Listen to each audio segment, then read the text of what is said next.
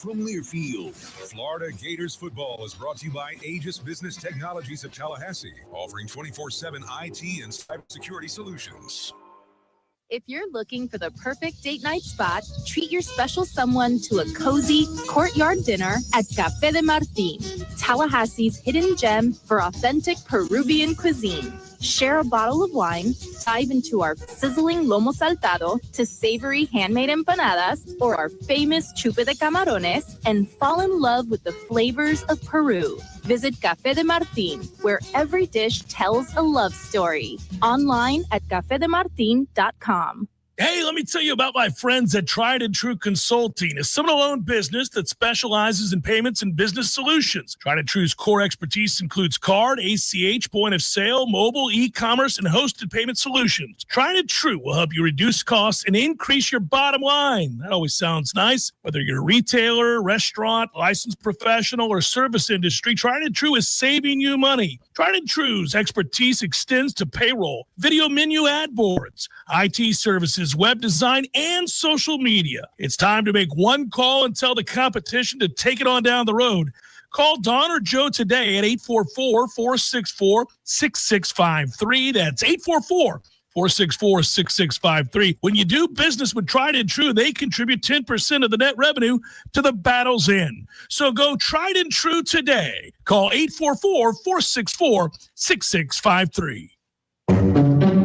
We all have that friend. Great job, great smile, great heart, and still somehow single. I'm Dana Brooks of Face It Brooks Law Offices. At the Meet Cute at the Monroe, it's your turn to brag about them. Step up, grab the mic, and tell us why your single friend is the total package. It's Meet Cute, this Sunday, October 26th at the Monroe, starting at 2 p.m. The Meet Cute at the Monroe, the event your single friends didn't know they needed. From the championship stage to coaching change and everything in between, Warchant.com remains your home for the best FSU football coverage in the business. Brutally honest columns and features, market-leading multimedia presence across video and podcast, the largest FSU fan community with a staff that combines for over 100 years of experience covering the Noles. When change comes, Warchant.com is your home for analysis from every angle. Warchant.com, your ultimate Seminole sports source. Sign up today. It's time for Seminole Headlines featuring Warchant.com's Jeff Cameron, managing editor Ira Schofel, and senior writer Corey Clark. Your weekly dose of all things FSU, pistols, and pies starts right now. Here's Jeff Cameron. The Seminole Headlines, 93.3 Real Talk Radio, Warchant TV. Good to be with you. Thanks for being with us. Just Corey and myself today. We've done this before, big man. How you doing? Can you hear me? Just fine. Great. It says my mic is muted on the screen, but I've never sat in this seat. Yeah. So all these screens I'm looking at, all these buttons are crazy. You probably feel a sense of intimidation being in the chair. Right. And having to look at this angle at you is tough too. But yeah, being in Ira's chair, nobody can replace Ira's chair. It's tough to do. I also sit in that chair, Corey. Oh, that's true. I was thinking more about Ira, not you. Anyway, yay sausage, right? Yay sausage. It's not Register's fault, everyone. That's true, and we should say Register Sausage. Go find the just type in Register Sausage. It'll pop up all the places that it's at, which is all throughout Tallahassee. I will say that, like, it's 2025. We don't have to give web addresses anymore. No, just type Number one, we know it's www. That goes without saying. And also, just Google it. Or Bing it, whatever you use. Anybody using Bing these days? Everybody does. But just go find yourself some Register Sausage. It's easy to find. It's taken over the world. So we'll do the show as normal, just a man down as he travels back from California. Boy, he got to witness in person. He did. What a game. Yes. What a game, Corey. You and I have already talked about said game, said situation. Then it took a turn for the absurd again. Yes. Where do we want to start with this? I know you wrote on Warchant.com. He was in, by the way, Jeff. He was in.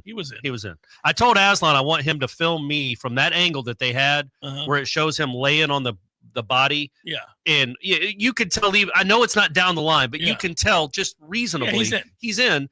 So have that angle and then just walk over to where the goal line is to show how in I am. Like if I'm laying there with the ball, just like Sawchuck. Like, are you like 4 feet in? Yeah, I think he's at least a half a yard in. Yeah, He's close. Yeah. But it also seemed fitting that it didn't have, that there was a body blocking. Danzy's butt is blocking the best angle. Yeah, of course. Yeah, of course it is. I actually like the play call, by the way. I do. That's a great play call. Actually. I always liked Mark Richt's play call at Virginia in 95. Not a bad play call. Yeah, I think if Dunn doesn't slip, he absolutely gets in. Might have gotten in anyway. I don't think so, but he definitely gets in if he doesn't slip. You and I are in agreement he didn't get in. I know the by and large the fan base thinks he's in. He's not in, and he's juggling the ball. And because he gets the ball knocked loose. Yeah. But he also, like you said, slipped. If he hadn't slipped, he's walking in. Yeah, it sucks. Anyhow, doesn't matter that this guy wasn't in either. That was a much more painful loss, I think, than 95 in Charlottesville. Yeah, that one was a tough one to this one accept. On Saturday night in Stanford. They're both very tough to accept. But for different reasons. One of the reasons that this one's easier to accept is because it's just one of many. Yes, it's 9 in a row. It happens all the time. It happens every time you play an ACC game. Yeah. Yep. He was. I saw that stat. I know people have seen it by now. He was 42 the last time they won an ACC game. He's now 44. It's true. Now 44. It's crazy to think about. It's unbelievable. Yeah, that's where all the like and love and kindness in the world doesn't matter. Like you can say, and I know you have, and I have too, because it can sound a lot like things are getting personal when the vitriol raises to the level that it's at now. But with this guy, and there have been people where it was ugly, where, both the person needed to go and we didn't like him. Right. Yes. Yeah. That has happened. That's not the case here. Like nobody really dislikes Mike, but that's an irrelevant thing. But we do feel it's necessary to go out of the way to let everybody know. I think people are starting to dislike him. Like legitimately, the longer he sits here, this happens when you start losing games, and also people get really tired. And we get to talk to Norvell tomorrow. We talked to the coordinators today, and that was interesting. I would encourage everyone to go watch those two vastly different press conferences from Gus Malzahn and Tony White from earlier today that are on our website or on the YouTube Warchant channel. But yeah, man, we talked to him tomorrow. What's he going to say? They're going to keep fighting. They're going to respond. Like all that stuff is so hollow, and they're the worst responding team maybe in the history of man. This is incredible. Like they are not that you can't beat Alabama and lose to Stanford. How does that isn't, you don't go 13-0 and 2-10. Like this stuff doesn't happen.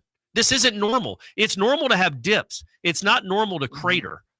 Rise up again, and then immediately crater again. That's why. So, and I'll let you talk in a second, Jeff. No, give me some runway. I'll let you talk all day, buddy. That's fine. I have to talk incessantly. And I kind of wrote about this in the column I wrote when it was announced he wasn't going to be fired. Is what's the best case scenario for the rest of this season? Do they think he could win out? Nobody thinks that. What if he did? Well, let me ask you a question. I know nobody thinks that. They just lost to Stanford. Hypothetical. But it's a hypothetical. I still want him fired. If they win out, is that best case scenario or worst case scenario? Well, I think it's the worst case scenario. Right. What a crazy time to be alive. Yeah. That's what they've done with this decision to keep him, is you're going to have Florida State fans going, oh no. They're winning some games again. We're going to have to keep him. We're going to have to keep and they're going to be wanting to lose in the swamp. I don't know if people would ever want their team to lose. I don't think you'd ever cheer for it. No. But you certainly won't be fired up if you beat that team in Florida and he keeps his job. And that's the problem when you keep somebody that doesn't need to be kept. Well, what you're risking now is not just this initial anger, and we talk about the toxicity of what Doak's going to look like and the cascade of boos in a half-empty stadium, and people cross lines after they've had some beer. I think people might show up to boo. Like I don't think it's gonna be half-empty. I think there'll be people there wanting to boo. Well, the tickets are going to be sold. It's just whether or not they'll be occupied. Right. The other problem is, yes, you open yourself up to more ugliness. And that's captured on film. It's captured by cameras. It's captured by the mics. It's captured because you're going to hear things you shouldn't hear as well. And people are going to cross the line. They're going to get drunk and angry, and they're going to be mad that they've spent gobs of money, and they're not the ones that are going to fall into the arms of a $50 million buyout. They don't have the luxury of failing upwards, right? I mean, so this is economically, it's an ugly situation. It does speak to a disorganization behind the scenes that is also equally as ugly, because you can't go, and you and I have talked about this off the air, but we've also mentioned it on the air. How are you ill-prepared at this point for this result when he went 2-10 last year? Yeah. You would have had to have realistic conversations about if he's unable to recapture the successes of the previous year, what do we do? Where are we going with this? Who do we hire? Who are some people that we would like to talk to? What's it look like if he fails this year? Like, what if they had gone into the season and got blown out by 40 by Alabama? And then they didn't respond to that because they never do, let's say, right? You would have already been having this conversation. You would have gone on to get blown out by Miami and everybody else that you've been beaten by now. I don't know how they're not ready for this set of circumstances. It sucks. They don't like it. Nobody does. It's a lot of money. All of that's true, but you had to have been somewhat prepared. And I get the sense after yesterday's statement that they weren't prepared. Well, even if they are prepared, it presents as if they're not. That's the perspective, and that's not good either. Like, it looks like there's two ways to look at it, even though they are stunned by this, just yet another Mike Norvell losing streak, or they don't care if he wins or loses. Like, those are the two presentations to the fan base, right? Like the Florida State fans, the administration clearly doesn't care, because if any game has ever been fireable, losing at Stanford to their backup quarterback when you absolutely need a win tells you everything you need to see. What are you doing? Why are you dragging this on? Unless you don't care.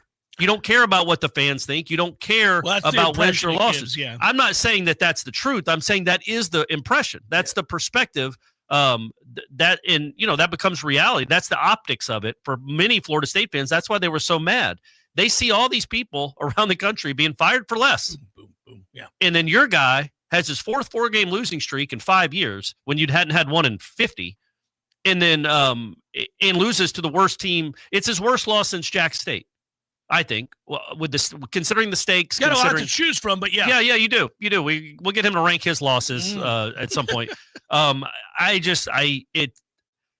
They had to know it was gonna the decision to keep him was going to be met with some anger, and I guess I don't understand what the point is, because if you're going to fire him anyway, why rile up a fan base that's already mad to a fever pitch for these next 5 weeks? Unless they think there's a chance. The way Tony White talked today, Jeff, the way he talked, and he might just be presenting again, the way he talked was as if they turn it around, that they will have learned to win the close games, and then next year, who knows what it'll look like. He was talking as if it's not a foregone conclusion. Maybe that's how he has to believe, or maybe that's what he really believes. But that's what I wonder about is are they trying to give him a chance to fight his way out of this? I think they've given him ample chances, and he's failed. Duh.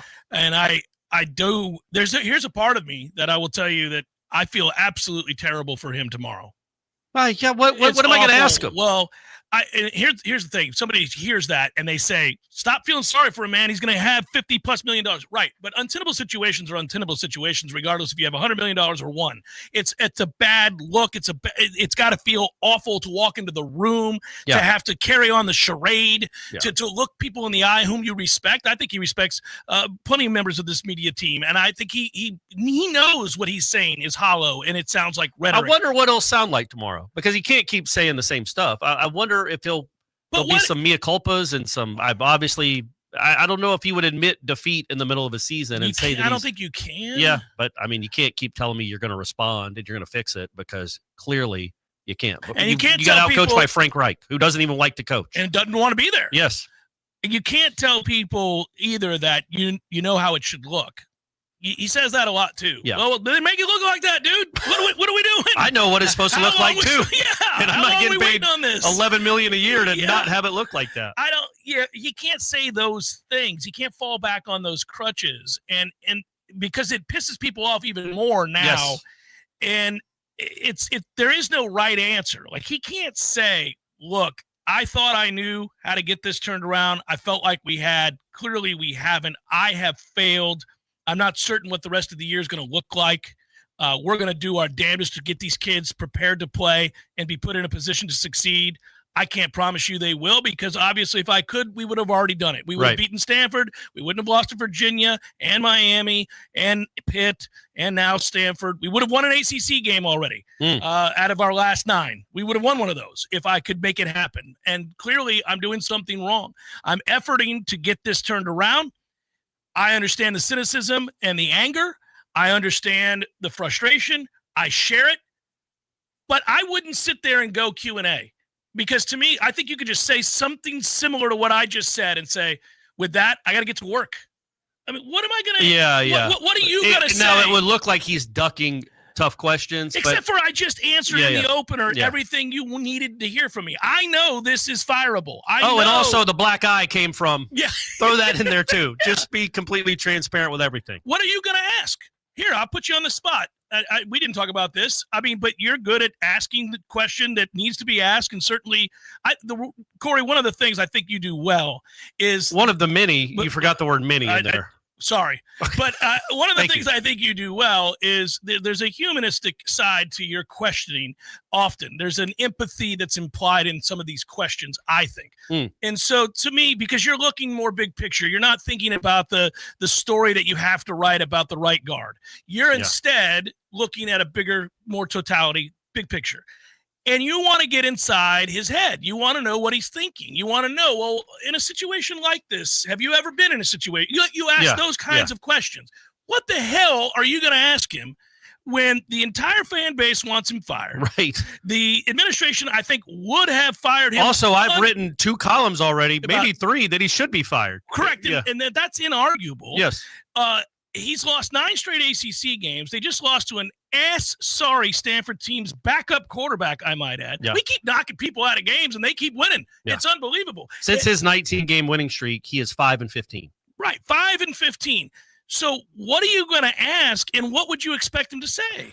I would ask, I don't think I would ask, is he surprised that he's still the head coach at Florida State, although I could, and I might. It's a fair question. I would ask, what I'm going to ask, I'm giving away I'm not going to be able to put him on the spot. He's going to be able to game plan. I want him to have time to prepare. I was going to ask, so we got this release on Monday morning that you were going to be the coach. When did you find out you were still going to be the head coach? Mm-hmm. What was that conversation like? And see where he goes from there. Because I'm genuinely interested in the machinations of it. Did Alford tell him Saturday night? Did he tell him Monday morning? Did he tell? Because he was having a staff meeting on Sunday afternoon. So if he's having a staff meeting, I feel like at some point, either on the trip back or when he got to Tallahassee, he was told, "Hey, you're good for the rest of the season." I think, but I don't know, and I would like to know what that conversation was like. Also, does he ever just go onto his into his bank account, like online, and just stare at it to feel better? Yeah, and just to like look at all those commas. Holy cow, there's so many commas. You would almost want to ask, and it's cruel, and I don't mean it to be, but are there moments where this washes over you, almost like a death, where you realize you missed somebody that's no longer with us? Do you ever have a moment where you just curl up in the fetal position in the shower and begin to weep? Yeah, well, that's question 2. I don't want to come with the hard stuff early. I'll ease them into it before I ask the fetal position when question. You have the existential crisis that this person is lost for the rest of your life, and you're devastated by that information, and there's no way to make it better. Do you realize you have failed horribly at this job, and now you're done? You're never going to coach a school like this again? Yeah, that's a toughie. It is, and I legitimately maybe I'll ask it tomorrow. I assume we're going to get him for 5 more weeks, so I'll have plenty of times to ask these types of questions. Do you think that? I don't. Look. Yeah, I guess nobody will really care if they go back on their word and say, "Oh, sorry, we were wrong." If he loses to Wake by 30 points, or gets crushed by Clemson, I think. Look, the way we've seen this team play. It's going to be embarrassing that they keep losing. The losses themselves aren't embarrassingly bad, except for this last one. But even then, you're down at the 1-inch line. Of course you are. You're not getting blown out. Tony White brought that up today. It's he goes, last year I was looking at those scores. There's a 50-3. There's a 38-11. You should say my buddy Jeff flew to the one in South Bend. Yeah. He was they're losing by 2 and 3 and 4 touchdowns. He's this isn't that team. This team bites. They're in every game. It's all right. It's his first year, though. He's allowed to say that kind of stuff. Yeah. And they are better than they were last year. Oh, sure. But who cares? Yeah, they're winless in the ACC. Yeah, right. They're just like last year. Actually, they're worse than they were. They had a win. Yeah, they had a win. But I would love to know if he would ever be open. Like, what the flip happened, man? How do you explain it? How do you explain beating Alabama and losing to Stanford? How do you explain even if you want to give him the Georgia loss, which I don't because that wasn't his team, going 13-0, 19-0 to 5-14 since the Georgia game. 5-14. And those three of those wins are Charleston Southern, East Texas A&M, and Kent State, who's barely isn't a Division I school. Yeah, really. He hasn't beaten anybody. He's beat Alabama and California and lost to everyone else that has college football players. How? It's not that hard. It's hard to be a top 10 team consistently. It's not hard to be an average college football team. Average ACC team. NC State is an average college football team. Yes. They're not out there straight going. This is unprecedented. Well, and I would just love to know what he thinks he did wrong, what he got wrong, what is wrong with his culture or his program that they continually lose every which way you can lose a football game. Yeah, that's a tough one. That I don't know how he answers. Well, he'll have to ask himself that. He's been asking himself for that a long time. I partly think that his message doesn't really resonate all that well because it's of the same note over and over and over again. Yeah. There's no nuance to that message. Well, and I think that happened a little bit with Jimbo too, right? Like Jimbo was a hard ass. He was a tough coach. He got really good players. And then as you saw, he still had really good players, and the message just kept getting watered down, and it didn't reach them anymore. Yeah, I don't think you can blanketly apply whatever motivational tools you're using to the team. I think you have to almost individually. And I thought when he became the CEO coach that he'd have an opportunity to do that, to be more nuanced in his approach, to reach people. Some people need a kick in the ass. Some people need an arm around the shoulder. Some people need something in between. But you can't just play the same note over and over and over again. I mean, they just stopped putting hashtag the climb on their tweets out there. There you go. That's good. Just stop doing that. Yeah. It's ridiculous. At Florida State, you shouldn't climb that much. Well, God, dog. I mean, now you do. That's what people immediately respond. Are we climbing Everest? What are we doing? Climbing some crazy mountain in another universe. It's brutal. Seminole Headlines, 93.3 Real Talk Radio, Warchant TV continues in a moment. This is Shannon Young with Cross Country Mortgage. Been in the industry now for 22 years. I just made the move over to the nation's largest retail lender, Cross Country Mortgage, here to serve you in 7 states, including Florida, Georgia, Alabama, the Carolinas, Tennessee, and the state of Texas. Here to offer better service, better rates, and if you were thinking about buying or if you've been on the fence and been waiting to call me, now is the time. You can still find me at loansforknowles.com. That is, again, loansforknowles.com. I've helped thousands of fellow Knowles get into their dream home, and I can't wait to help you get into yours. Give me a call today. I'm at 954-369-6171, or go to loansforknowles.com. Again, that's 954-369-6171, and that's loansforknowles.com. Equal housing lender. NMLS number 373031. Go custom with your window coverings with help from Budget Blinds of Tallahassee. Budget Blinds brings their showroom to your home with dozens of color and pattern choices. Just tell them what you love and they'll make it happen. From designing custom draperies and Roman shades to color matching your blinds and shutters. I'm Gary, the local owner of Budget Blinds Tallahassee, where you get beautiful style and expert service for any budget. Call 668-4835 for a free consultation online at budgetblinds.com/Tallahassee. Tired of watching baseball score updates on your phone? Get off the bench and head to the CP. The Corner Pocket Bar and Grill is your home for all MLB games in-state or nationwide. Enjoy the coldest drinks, Tallahassee's best wings, and watch your team in crystal clear comfort. And if you'd like to compete, come by Tuesday nights for CP Trivia and Thursday nights for Beer Bingo, where you can walk home with cold, hard cash. The Corner Pocket Bar and Grill, 2475 Appalachie Parkway. Tallahassee loves the Corner Pocket. T-Spark Enterprises, roofing and construction services. T-SparkConstruction.com. We conquer all peaks. We fix those darn leaks. Call 850-766-1340. T-Spark Enterprises, roofing and construction services. TSparkConstruction.com. License number CCC 1331204.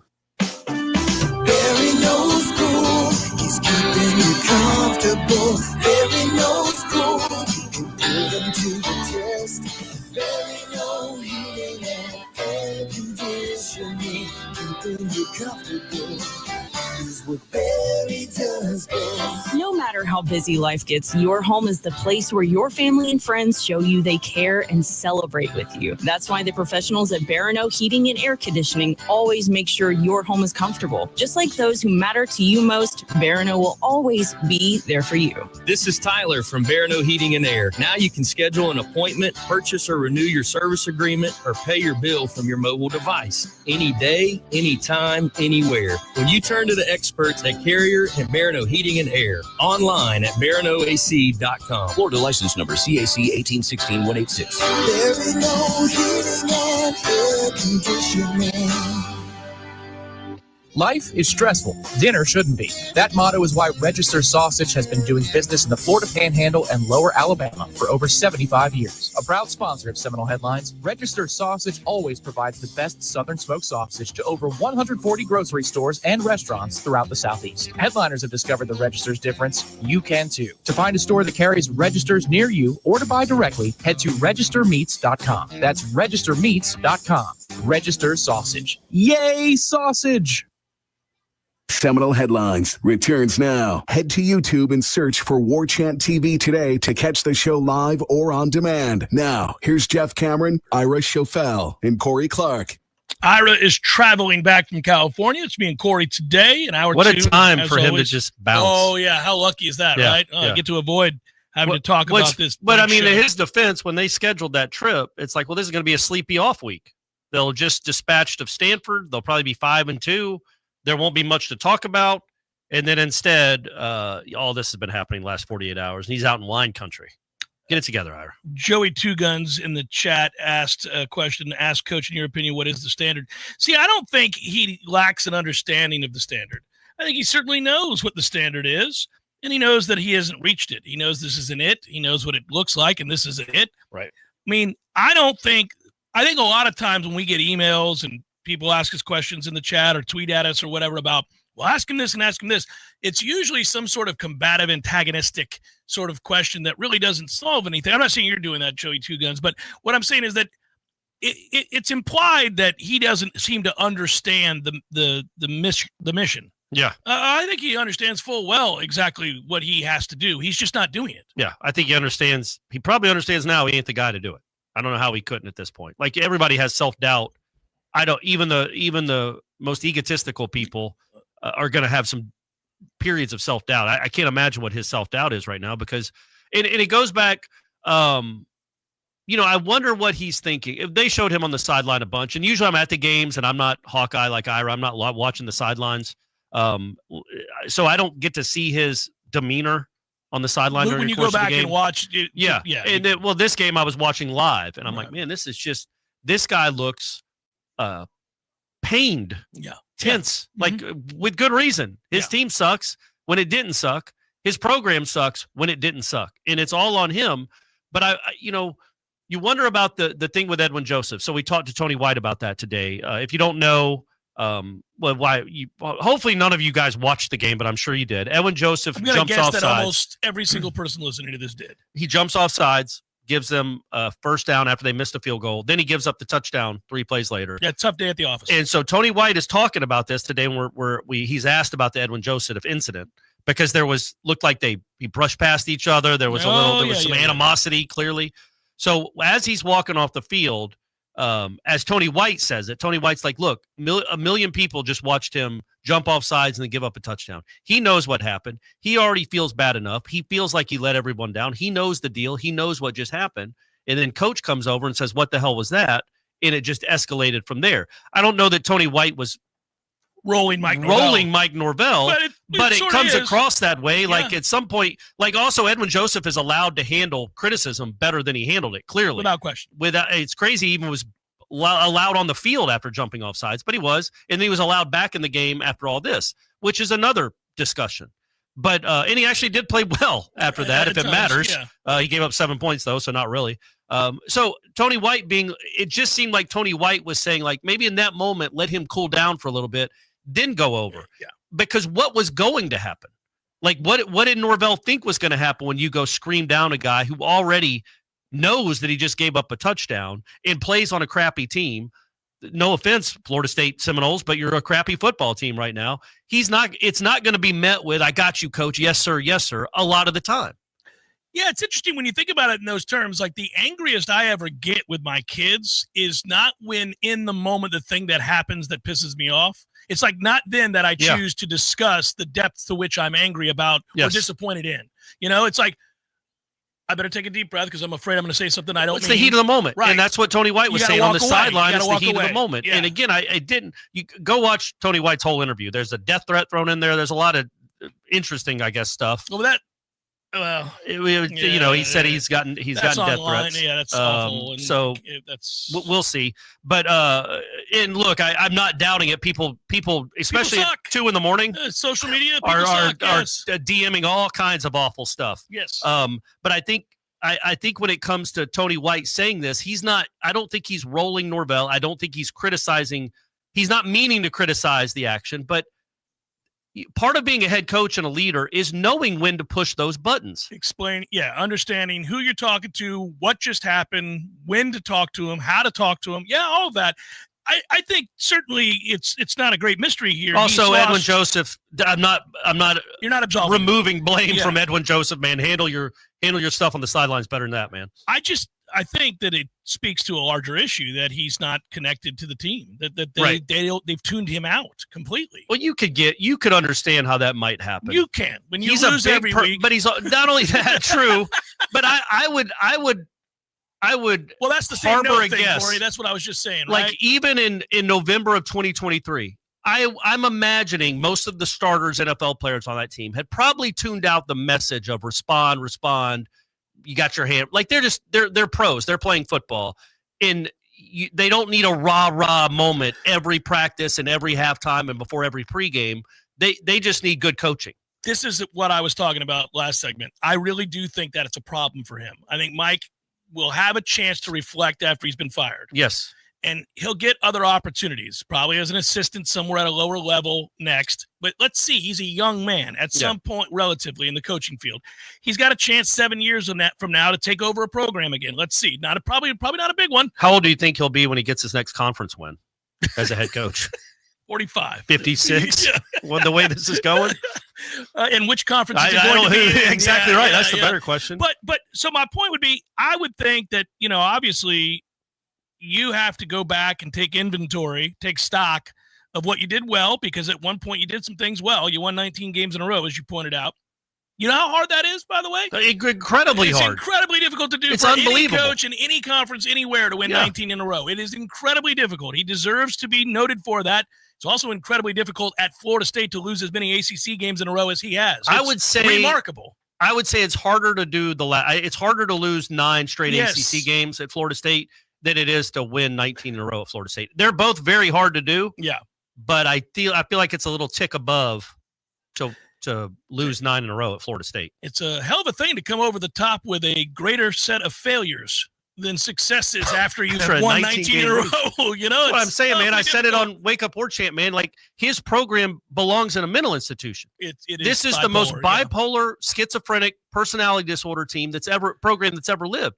Nobody's gone through this. As Florida State fans, I get the animosity and the angst and the frustration because this just doesn't happen. You don't have an undefeated season followed by abject failure with an Alabama win mixed in there. Yeah, that's the weird part. I think that what's weird is we will see disparate results in a way that we didn't used to see them in college football. Disparate. I agree with that. I'm saying we are the outlier. We are the amazing outlier. Correct. But I do think you will see weird results. Like, it wouldn't shock you if next year, after they've already given the man $1 gazillion, if next year Indiana goes 6-6, right? After winning like 19 of the last 20 games or whatever it is at Indiana, I mean, like, you wouldn't be like, oh my God, I can't believe that happened. Man, I don't think people were shocked that Michigan went 7-5 last year after winning the national championship or whatever it was. Because that's a normal.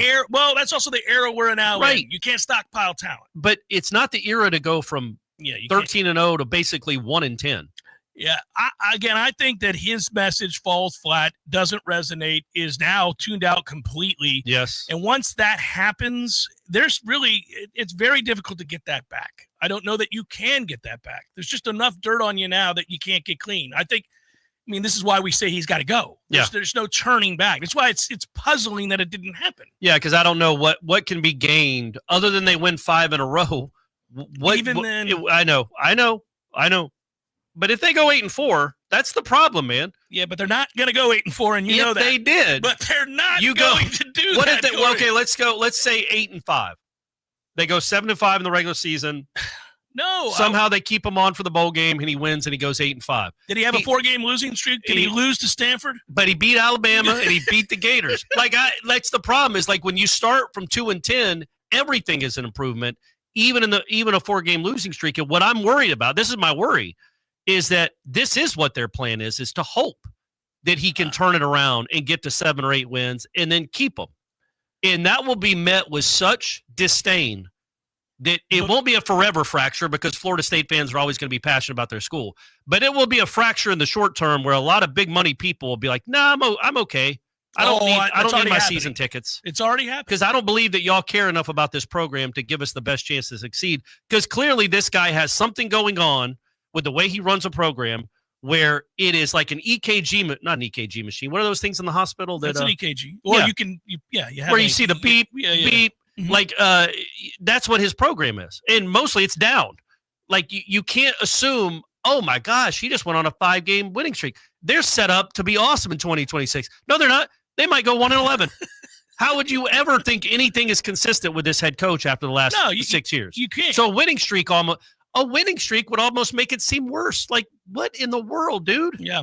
Nice of you to get this figured out after the 4 straight losses. Yeah, when the season's over and nobody cares anymore. Awesome, Mike. Thanks. No, it's an unmitigated disaster, as I'm fond of saying. And they don't have really, at this point, short of bringing in a new coach and letting us know what the plan is, you're just going to have to wallow in this. This is the hard part. This is what you wrote about, and it's true. Like, I'm not looking forward to the days ahead. Yeah. And at least in terms of covering this program, I love my job, but it's all going to be negative. There is no positive to be found right now. There's also no point almost even talking about, like, well, the offense looked like crap on Saturday night. Well, who cares? Yeah. It's going to be who cares about the minutia of an actual football team when you in developing an offense or making Tommy, getting Tommy healthy? Who cares? Is Gus going to be here next year? Is Mekhi Danzy? Like, those are questions that, especially the Danzy one, is some you're concerned about, but nothing over the next 5 weeks is going to portend to anything. It's not going to matter other than you're just playing out the string, most likely. And look, man, there's a part of me that thinks with this vote of confidence, which was a stay of execution more than anything else, but this vote of confidence, that maybe they loosen up and play better and more free and less tense like their head coach has been, and just kind of go out and play and could win a few games. I do think that's a possibility, which nobody probably wants them to look great. But also there's another possibility where they absolutely tank. Yeah, they can lose the rest of their game. But lose badly. Yeah. And then all of a sudden this is you've made it even uglier. Do you remember the moment? I don't know what it was. It was different for everybody, but there was a moment last year. Could have been the Boston College game. Could have been a couple weeks later. Could have been the Memphis game. I think it was Memphis for me. So there was a moment in time when all of the various scenarios, well, this is wrong. They got to fix this. Maybe they can fix this. Oh, if they get this right, this will help this. And we did all of that, right? We moved all of the pieces to the puzzle. And then at some point you went, oh, no, none of this is going to matter. They're going to lose. They're going to play Saturday. They're going to lose that game. They're going to get beat badly. They're going to go through the motions. We're going to watch guys loafing. We're going to see a series here or there where it doesn't appear that anybody's trying, and you're just going to lose the game. It's just a question of, is it by 60? Is it by 30? Is it by 20? Is it by 50? That's all it was. They haven't reached that place necessarily, because like you just said, the losses have been close. Yep. God bless them. Hey, they're in every game. One play here or there. But did that game officially signal The end. That it's all done. Like they're not going to try anymore. You would think, except there is the bye week, and there is this this rarefied place they're at where they did get a vote of confidence. So they don't feel like they're playing for their coach's job. I think most of them probably think he's going to be fired anyway, but he's not fired now. So just go play. Well, you don't want to put bad film out there. I mean, have some pride about you. Go out there and play hard. Here's my best case scenario before we go to break is let's say they lose to NC State. And I know that's hard to believe. Yeah, shocking. Try to visualize it. Try to visualize this team not playing well on the road and somehow losing in Raleigh. And so that Saturday or Sunday, probably that Sunday, they say, look, Mike Norvell will be relieved of his duties at the end of this football season. A nationwide search will begin immediately. But he is the coach for that final week. And he does go and beat Florida.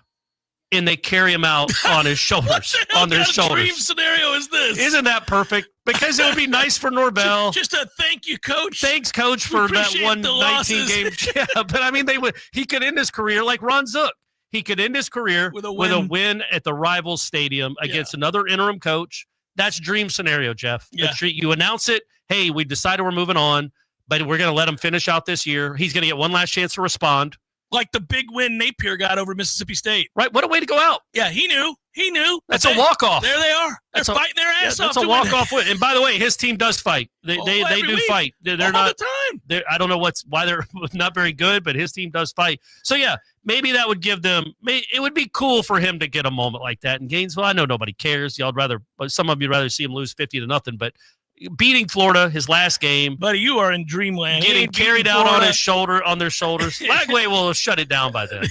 So, and then Mike Norvell gets to hold the Gator head high as he walks out. It says, "I love you, Florida State." Yeah, that's not going to happen. Okay, well, I like it. Good thought. Paint another picture here in a moment. Seminole Headlines, 93.3 Real Talk Radio, Warchant TV continues in a moment.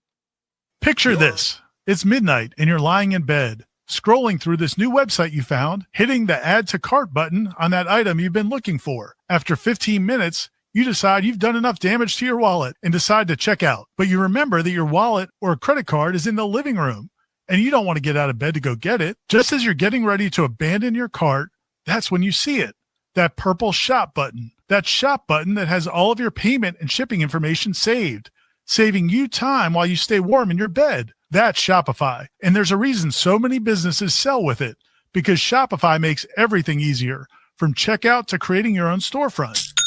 Shopify is the commerce platform behind 10% of all e-commerce in the U.S., from household names like Mattel and Seminole Headlines to brands just getting started. Shopify gives you that leg up from day one with hundreds of beautiful, ready-to-go templates to express your brand style and forget about all the code. Tackle all those important tasks in one place, from inventory to payments to analytics and more. Spread your brand's word with built-in marketing and email tools to find and keep new customers. And did I mention that iconic purple Shop Pay button that's used by millions of businesses around the world? It's why Shopify has the best converting checkout on the planet. Your customers already love it. If you want to see less carts being abandoned, it's time for you to head over to Shopify.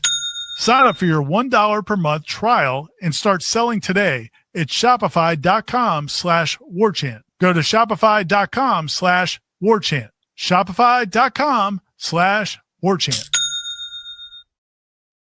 It's the Lawn Johns with the ultimate fall cleanup list. From clearing leaves to fresh pine straw and mulch, the Lawn Johns dominate the field, your yard, so you can focus on what matters. Grilling, chilling, and cheering on your team. Don't let leaves sack your game day fun. Call the Lawn Johns today and win the battle of the backyard. The Lawn Johns, your lawn, our game. It's where you raise your kids, where friends become family, where every corner has a story worth telling. It's your neighborhood. At ABC 27, we share those stories, bringing you news that connects communities, builds pride, and reminds us we're part of something bigger. We are ABC 27, in your neighborhood. Life is stressful. Dinner shouldn't be. That motto is why Register Sausage has been doing business in the Florida Panhandle and Lower Alabama for over 75 years. A proud sponsor of Seminole Headlines, Register Sausage always provides the best Southern smoked sausage to over 140 grocery stores and restaurants throughout the Southeast. Headliners have discovered the Register's difference. You can too. To find a store that carries Registers near you or to buy directly, head to registermeats.com. That's registermeats.com. Register Sausage. Yay, sausage! Seminole Headlines returns now. Head to YouTube and search for Warchant TV today to catch the show live or on demand. Now, here's Jeff Cameron, Ira Schofel, and Corey Clark. Got to get to some contributions here and questions that accompany them. At this point, writes Elijah, Mike's presence will start to invite toxicity into the program. If he wishes to save his integrity, it would be wise to resign immediately. Wouldn't that be awesome? And just forfeit it all. What if he said, I'll resign tomorrow, you only owe me half? Well, that would be great, Corey. He's not going to do that. Or He's how not about going this? to do that. How about this? You let me coach. Maybe they made a deal. You let me coach the rest of this year and 2026, and we will restructure the contract where there is no buyout. I mean, but if I get to 9 or 10 wins, it comes back. I get another 3-year deal. Come on, man. You got to think outside the box for this stuff. I would really love. But yes, it is toxic. That's the whole problem with letting him stay here. It is as toxic as this program has ever been. Right now, you know, it's weird. There is, like, if you try to put yourself in his shoes, like we were doing earlier in the hour. I talk about it being untenable. I think it's got to be unbelievably stressful. Minute by minute, hour by hour, to be him right now. Now, again, you got money to fall back on, but we know plenty of people with a lot of money who are miserable and are not happy just because they have money. Yeah, so great. You can go on the world's best vacation and own a huge home. Lovely. There's other things. And so you still feel like a failure even with all that money. Right. Yeah. Yes. And I wonder how hard it is for him to walk in there and look people in the eyes. I mean, when you have failed at something, I was thinking about this the other day. I wish I could just know what that feeling is like. Just to have failed. Just to have failed at any time in my life, but I can't relate. But anyway, go ahead. You're looking at a guy do it right now, buddy. Yeah. We're seeing what it's like. It hurts you inside to know that he's failing that way because we never could. Never could. Exactly. But no. But let me ask you a question. Yeah. If you and I were the head coaches of Florida State for the last 2 years, could we have done worse? Lose 9 straight ACC games, just win 1? Probably not. No, I agree. Yeah, that's ridiculous. It's kind of an indictment. Ridiculous. Yeah. It's kind of an indictment. Slightly an indictment, yeah. I just know the whole idea of a guy resigning, well, I don't think that'll happen. I could see a scenario where he would – now, his agent wouldn't let him. Sexton is his agent, by the way. Sexton wouldn't let him do it. Well, Sexton works for him. But, okay. But you could see a scenario where he comes to them and says, 40 and I walk tomorrow. It's unlikely. Yeah, it's unlikely.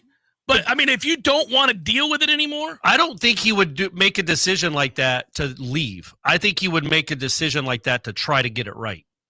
You know what I mean? Like, I think he'd be like, I will restructure my contract. Let me get it right in 2026. We'll reappropriate some of this money that you would have had to pay me into the best roster in the country. We'll use this $50 million. Actually, right around $100 million if you do all the math of the new coaching staff that would have to be come in and all the buyouts of all these coordinators and assistants. It's right around $100 million that you'd have to owe. If you said, look, cut me down to $1.8 million.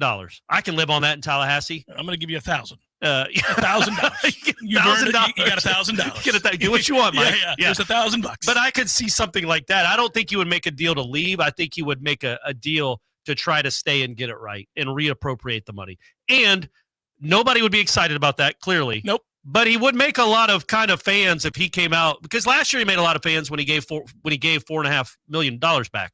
If they really restructured his contract and made it incentive-laced and said, the reason I'm doing this is because I want to use all that money that would have been paid to fire me into getting us the best roster so we can give Florida State the team it deserves. Well, then you would need your athletic director to understand that that's possible and not believing in this the parameters, insane. Well, I think that would be the part of the discussion on it, but it just doesn't make sense that he's still here unless there's something like there. Why kick the can down the road if you're just going to fire him like we all know you should fire him 5 weeks from now. Like, that's what doesn't make sense. There's got to be something else at play. Tony says, hard to lose 4 straight at FSU. And Norvell does it on the regular.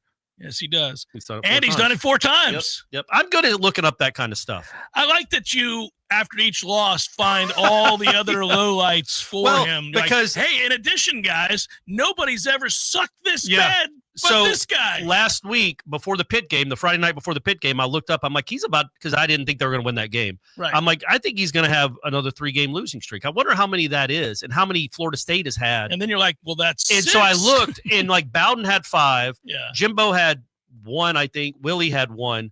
But they only had 3-game losing streaks. They never took it the next level like Norvell does. Yeah, he's seeing. And so when he lost to Stanford, I'm like, well, God, when was the last 4-game losing streak they had? And then, it was 1975 before Bowden. And it was the only one of the last 50 years until 45 years until Norvell took over. And now he's had 4. He's had 4 4-game losing streaks. 4 4-game losing streaks. Man, when he does it, he's going to do it big. Nobody wants a 2-game losing streak. Those are boring. Up, baby. 2 Live Hollywood. How can you want the kids to respond when the coach don't know how to respond? Heavy is the head. Yeah, man. Yeah. Heavy is the head indeed that wears the crown. It's brutal. Well, when you're watching him go through this crisis of confidence and, disbelief, shock, dismay, staring off into the distance as he sometimes does in the middle of these games, you wouldn't exactly be inspired as a player coming off the field. Yeah, how often are they looking at their head coach during the course of a game? But I mean, they certainly I think it's more highlights. I think they do. They probably see something on Twitter. Yeah. I also think it's just more the day-to-day. And I don't, in the hallways, when you hear him interacting, he doesn't seem that high-strung. He's always yelling, like, have a nice day, and trying to be, like, over the top, charming. I don't know what he's like to play for, though. I don't know. Obviously, they don't respond to it well. They don't respond to anything well. They don't respond to success or failure. It's the worst of both worlds. They respond to failure with more failure. Yeah. Well, they're great at that. They let that wash over them. Failure with but more failure. I just wonder how much of that is his. I don't know, man. His personality. If they think he's not too intense, just too ratcheted up. I don't know. I bring this up, and again, Lane Kiffin hasn't won a championship yet. He's a very good football coach, though. On the sideline of the Georgia game, biggest game of the season for them, he calls a timeout before the last-second field goal of the first half, and then he goes over to the referee and is like, what are you doing? I was clapping.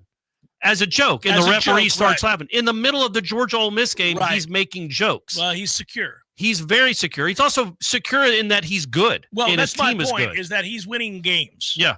That helps. You can be relaxed and but have that's a real big game. belief. That's a big game. Yeah. It's an enormous game, and they didn't win it. But he I don't know, man. I just think sometimes teams could take the personality of their coach. I don't think Mike Norvell belongs at a mental institution. No, but he's wound tightly. His team does. Yeah, he's wound tightly. Yes. It's pretty obvious. Again, I will say it till I'm blue in the face. Same note every day. Same note all the time. I think it's easy to tune that out. You get tired of hearing that same ass note every day. Doesn't matter if they're winning or losing. It's the same note, same speech. But in that for every I don't think so. I think there are coaches who understand that there are days where they ratchet it up to 10, and there are days where they dial it way back. Because I think Kirby, the team. I think somebody like Kirby, and look, Kirby's the best one out there probably right now. Kirby and Saban, obviously they're hard asses. We know they're hard asses. Right. But it's not constant 100% all the time. No, he's also instilling a ton of confidence in those players by working them as hard as they do and letting them know that. And winning. And also, I don't know if it matters that he played at such a high level, but they know he did it too in the SEC. Saban didn't. So I don't know why they respected him so much, but when preparation he started. I also. But you also have to. There's different notes you got to play, man, because if you think about the people in your life that you've ever worked with or for, and who were the most effective coworkers and managers, they not Ira. Good grief! You talk about a one note. They just, the way they handled everybody kind of differed, right, based on who that person was, what their role was, and what kind of day it was, or what the task was. It wasn't always the same thing, and I just feel like it's always the same thing with Mike, and it gets old. It gets old. Dave in Bardstown says, one, maybe get Jimmy to negotiate our next head coaching contract for us. Maybe make him our AD. There you go. Maybe save some money. Nicely done. 2, after getting to know Tommy C. and Bill O'Brien, it's not hard to see why that relationship didn't work out. At all. And what should make Florida State fans feel a little bit better is Boston College sucks without Tommy Castle. Holy they suck, cow. period. Yes, they're they're the worst. They lost to Connecticut at home by 2 touchdowns. Yeah, well, he's going to get fired, and we won't have him for coaching. I know, anymore, that's a bummer. Man. And Bummer. They're all dropping like flies. Except for this one. Except for this one here. This guy somehow keeps it together. Sandman writes, Norvell, Gus, and White don't deserve a buyout. I want them to be embarrassed and reputations tarnished, just like they've done to this program. Let the boos rain down each home game. Well, I would say I wouldn't throw Gus and Tony in there as far as like what they've done to this program. They inherited the personality. They inherited what Norvell has done to this program, and they have made them better. It's a better defense, barely. It's a better offense, but it's not a better team. No, let's just say. And I think I don't love what they're working with. No, They've right. got a and few that, good players, but I don't well, know. and again, the that depth goes is not here. Like we can complain about Tommy and his limitations, of which there are many when he can't run. But why is he here? Right. Why is he here? Because Mike couldn't bring in a quarterback and develop one? And also Mike didn't have a good enough offense to withstand some losses. And every time he does bring in a guy, Malzahn. He has to move on from him or they transfer out? Yeah. Over and over and over again? Yeah, that's on Mike. That's on the head coach and the his ability to bring buddy. in players. Yeah. The freaking recruiting. James Franklin, baby. Well, I'm with you. You're on the James Franklin boat now. I'm glad to hear that. Well, I am if you can get him on the cheap on Penn State's dime. Yeah, I would. I'm not paying $12 million for him. No, I'd pay 5, 6. Sure. Yeah. All right. Come on down, James. Do it, James. Up, baby. Show him you're the best. Hour number 2, headliner questions forthcoming. Stay with. I got some pretty spooky news from my Paul's termite and pest control technician the other day. It turns out that I'm sharing my home with Formosan termites. Those little monsters do damage about 4 times faster than the regular termites. Fortunately, Paul's discovered them on a routine general pest service, and they've already turned the Formosans back using an amazing treatment called Centricon. Paul's was the first to introduce the Centricon termite colony elimination system to North Florida and is the leader in this non-invasive treatment. Instead of dumping gallons and gallons of harsh chemicals into our soil, Centricon uses environmentally sensitive treatments loaded in bait stations. These stations are placed around the home. Termites are present, they feed, and take it back to the colony, which is then destroyed. To learn more about Centricon and a free consultation, go to callpauls.com for the elimination of termite or any other pest. And a greener lawn, too. Call Paul's. We'll get them all. Hey, this is for my homeowner friends out there. You know who you are. When you get your grass cut, you're going to inspect the work, make sure it's good, get your house painted, check around every corner and edge, make sure that's done right, get a new roof, get eyes on those shimmering new shingles, get your septic tank cleaned. Bet you're not popping your head down in there to take a look around. You got to trust it's done right. I'll make it easy. Go see my friend Greg Miller, Miller Septic. They're my guys. I trust them, and you can too. MillerSeptic.com. That's it. That's the commercial. That's the whole thing. Check them out. That's MillerSeptic.com. As you probably know, Fulmers buys, sells, and loans on just about anything of value. What you might not know is that when you buy something from us, we guarantee the total satisfaction of your purchase. Buy it, take it home, and if for any reason you decide you don't want it within 7 days, Fulmers will give you 100% of your money back. And if you decide you don't want the item within 30 days, Fulmers will let you exchange it for something you do want. At Fulmers, we guarantee you're going to be happy with your purchase or we'll buy it back. Fulmers, check cashing, pawn service, and sales. 2 times more than you might expect with 2 great locations. This is Alex from Fulmers. We've been buying gold and silver jewelry, fine watches, and other collectibles for over 45 years. But did you know Fulmers buys and sells gold and silver coins, bars, and bullion? Don't get scammed online or pay high shipping and handling fees. Call or stop by Fulmers for a quick and easy quote. No matter if you're new to investing in bullion or have been collecting a lifetime, Fulmers is your local source for buying, selling gold and silver coins and bullion. Fulmers, more than you might expect with 2 great locations. Many orthodontists in Tallahassee can straighten a smile, but at Birch Orthodontics, they're dedicated to providing the finest care possible. The experienced and friendly staff is trained in all of the latest techniques. So whether you need standard treatment like braces or Invisalign, or you have a more complicated case requiring extra attention, Birch Orthodontics is here for you. Set up your free consultation today by visiting birchorthodontics.com, BURCH orthodontics.com, or call 850-877-1692. At Birch Orthodontics, they create beautiful smiles that last a lifetime.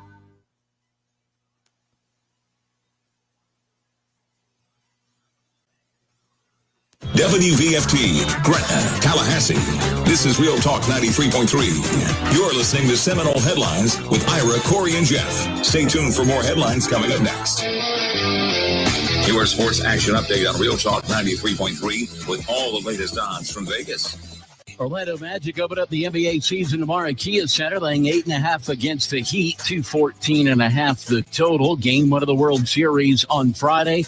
Dodgers another 4-9 favorite against the Blue Jays, plus 122, 7.5 under the total. Dodgers to sweep is 6-1. Odds for the Blue Jays to sweep, a long shot at 20-1. College football Saturday, Miami 30.5-point home favorites with Stanford at Hard Rock Stadium. Florida State off until they host Wake Forest November the 1st. Seminoles 0-4. They've lost 4 straight. FSU says they'll not make a decision on Mike Norvell at the end of the season. Score $500 in rewards with the G-Bank First Bet VSiN Trifecta. Details at vsin.com/GBank. For more sports betting news and information, go to vsin.com. Mike Son at Real Talk 93.3.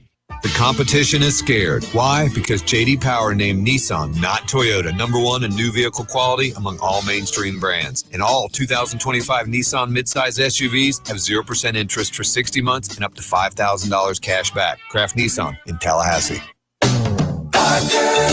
Services, Comforts to call away. 222-7722. AC and electric is what we do.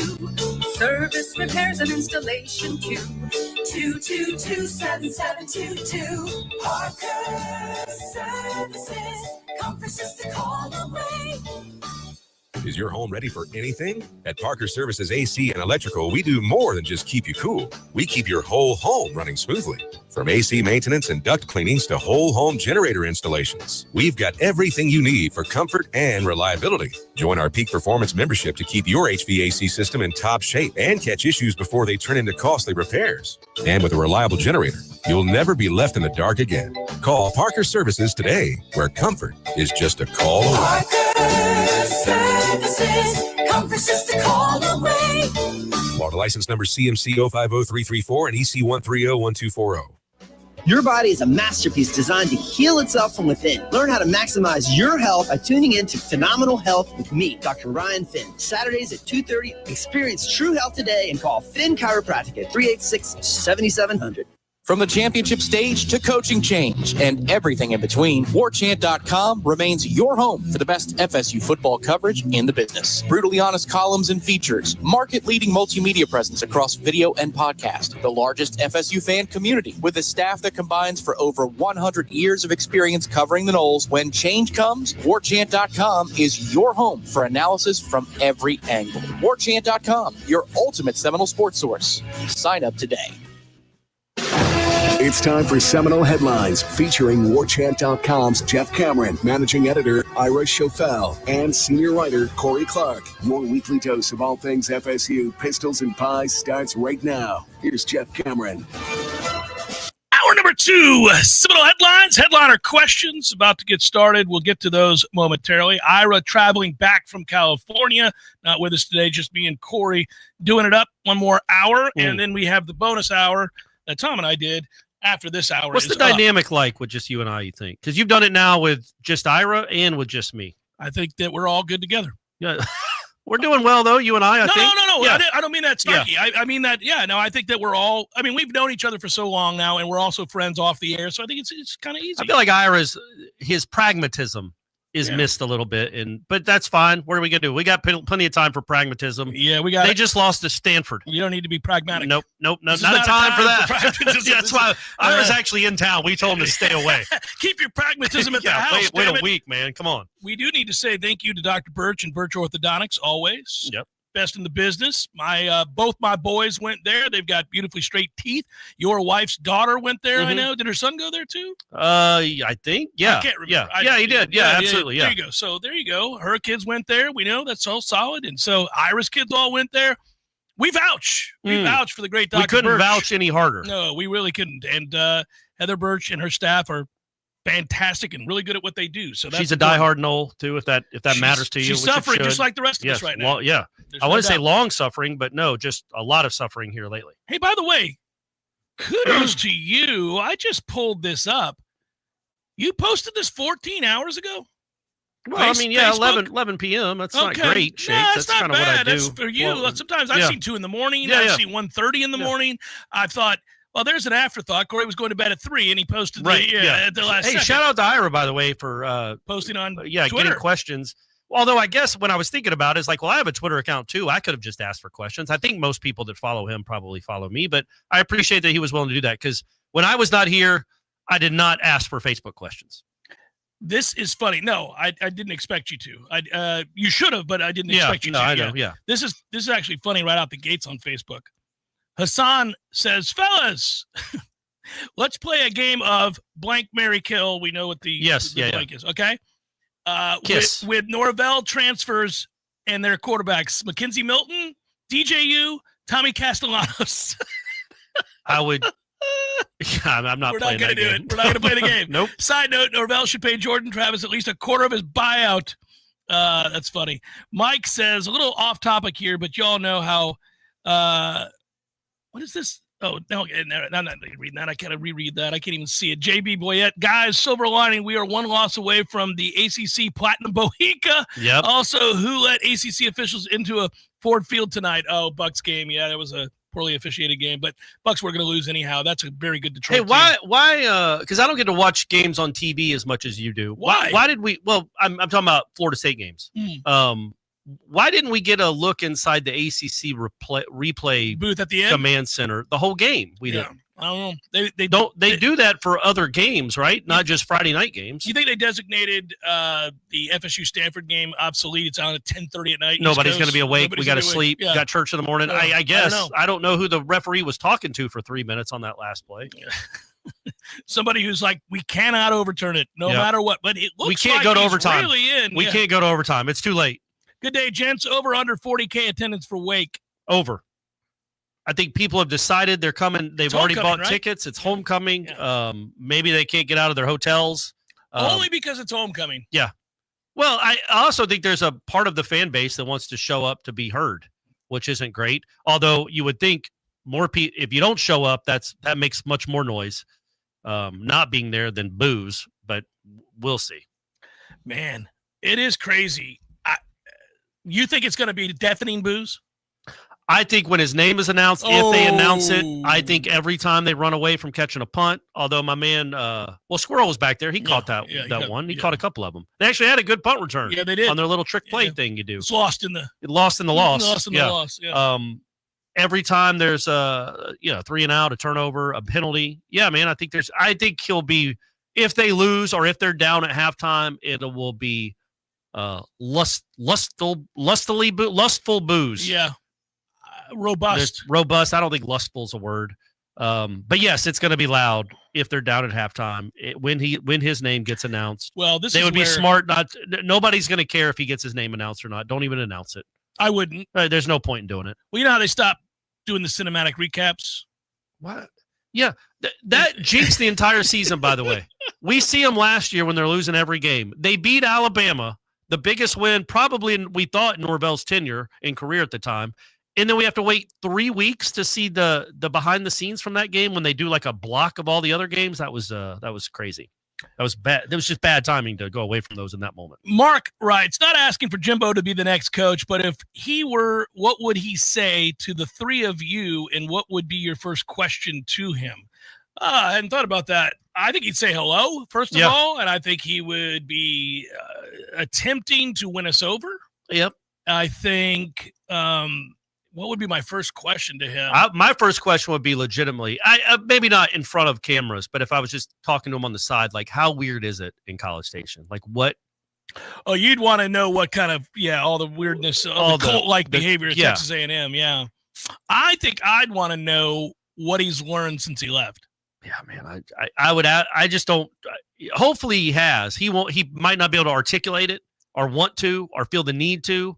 But hopefully he has. Because look, man, I'm not saying it's a 0% chance that Jimbo would be the next head coach, because he would be cheap, and he has done it before, and he's already dangling out there. We have to understand he just got fired. Yeah, he failed miserably at Texas A&M. Right, not this miserably. Well, nobody feels this miserable. Yes, so he's a step up from the guy you got, but is that all you're looking for? It's not 2012, 2010. The college football world has changed completely since he made this thing a power. Just because he did it 12 years ago doesn't mean he could do it again. And as I would point out, he's not the only one with the key to figure out how to unlock Florida State. Like Mike Norvell won 19 games in a row here. Correct. Mike Norvell, everyone. Yeah, won 19 games in a row here. The guy that can't win, he can't coach his way out of a wet paper bag now, won 19 games in a row at Florida State. So there are a lot of coaches out there that can turn this thing around, not just you don't have to go back to your past. I would want to know that, though. Yes, sincerely, 100%. I would want to know what he's learned since he left. I would want to know about the circumstances that he now, because the further removed you get from either a breakup with a girl or a job or whatever it might be, you reflect. Would he admit fault?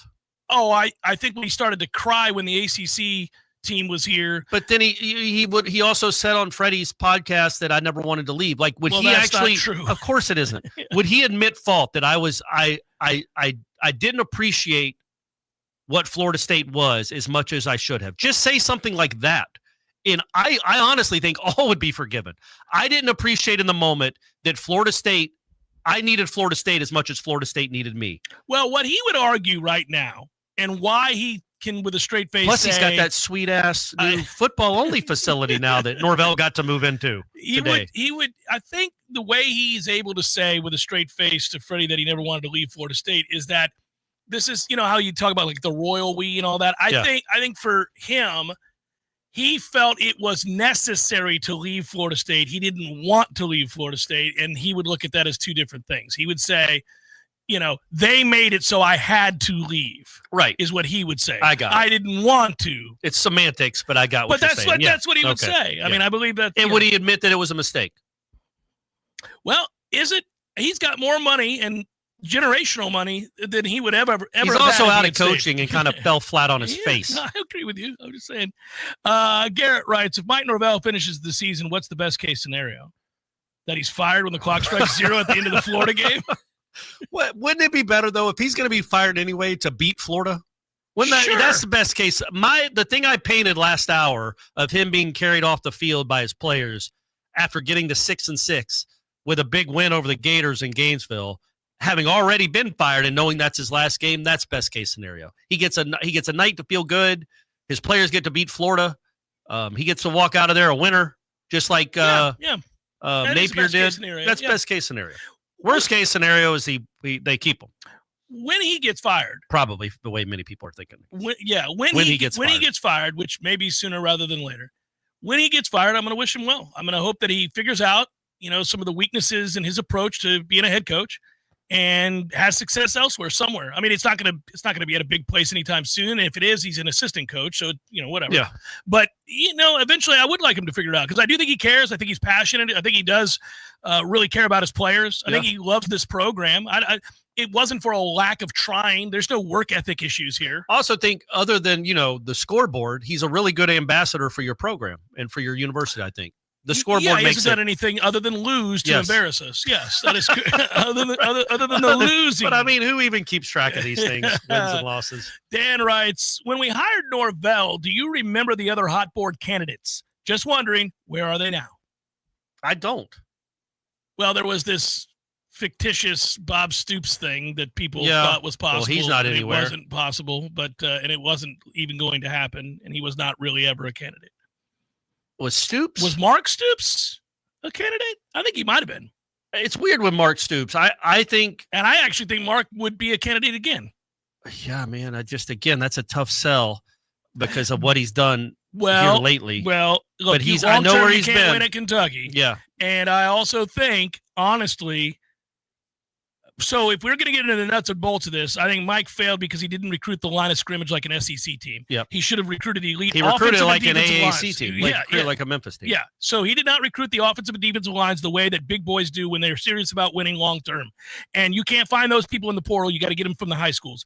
So he failed miserably there. You know who wouldn't? Mark. Yeah. Because he knows what it looks like. He knows what it is. And he actually did it temporarily at Kentucky. Yeah, they were good. Nobody's going to be head over heels about an announcement that Mark Stoops is your next head coach, but he would build it right. I don't know how long he would sustain it. I don't know how sexy he would be. He definitely wouldn't be sexy. Yes, he's I think your floor is pretty high with him. Yeah. I don't know that your ceiling like this is nonsense losing to Stanford. That would not happen. They would just bludgeon that quarterback. Just run right. Yes. And they would also bludgeon that quarterback. Yeah. He would not. Yeah, he's a very good defensive coach. Honestly, very good. Maybe one of the best he is one of the best in the country. That's it, everybody. Corey and I are on Mark. Mark Stoops. Mark Stoops or bust has shut down the program. Let's go. And he brings all the Stoopses with him. Do you remember anybody else that was a candidate? Was there any talk of? God, I don't know. Maybe was Rhett Lashley? Would he have been a candidate? He wouldn't have been a candidate 2019? then. I don't think. Diaz, was he? No. Mm-mm. Matt writes, each of you imagine yourself as A.D. Alford and tell me why you wouldn't fire Mike.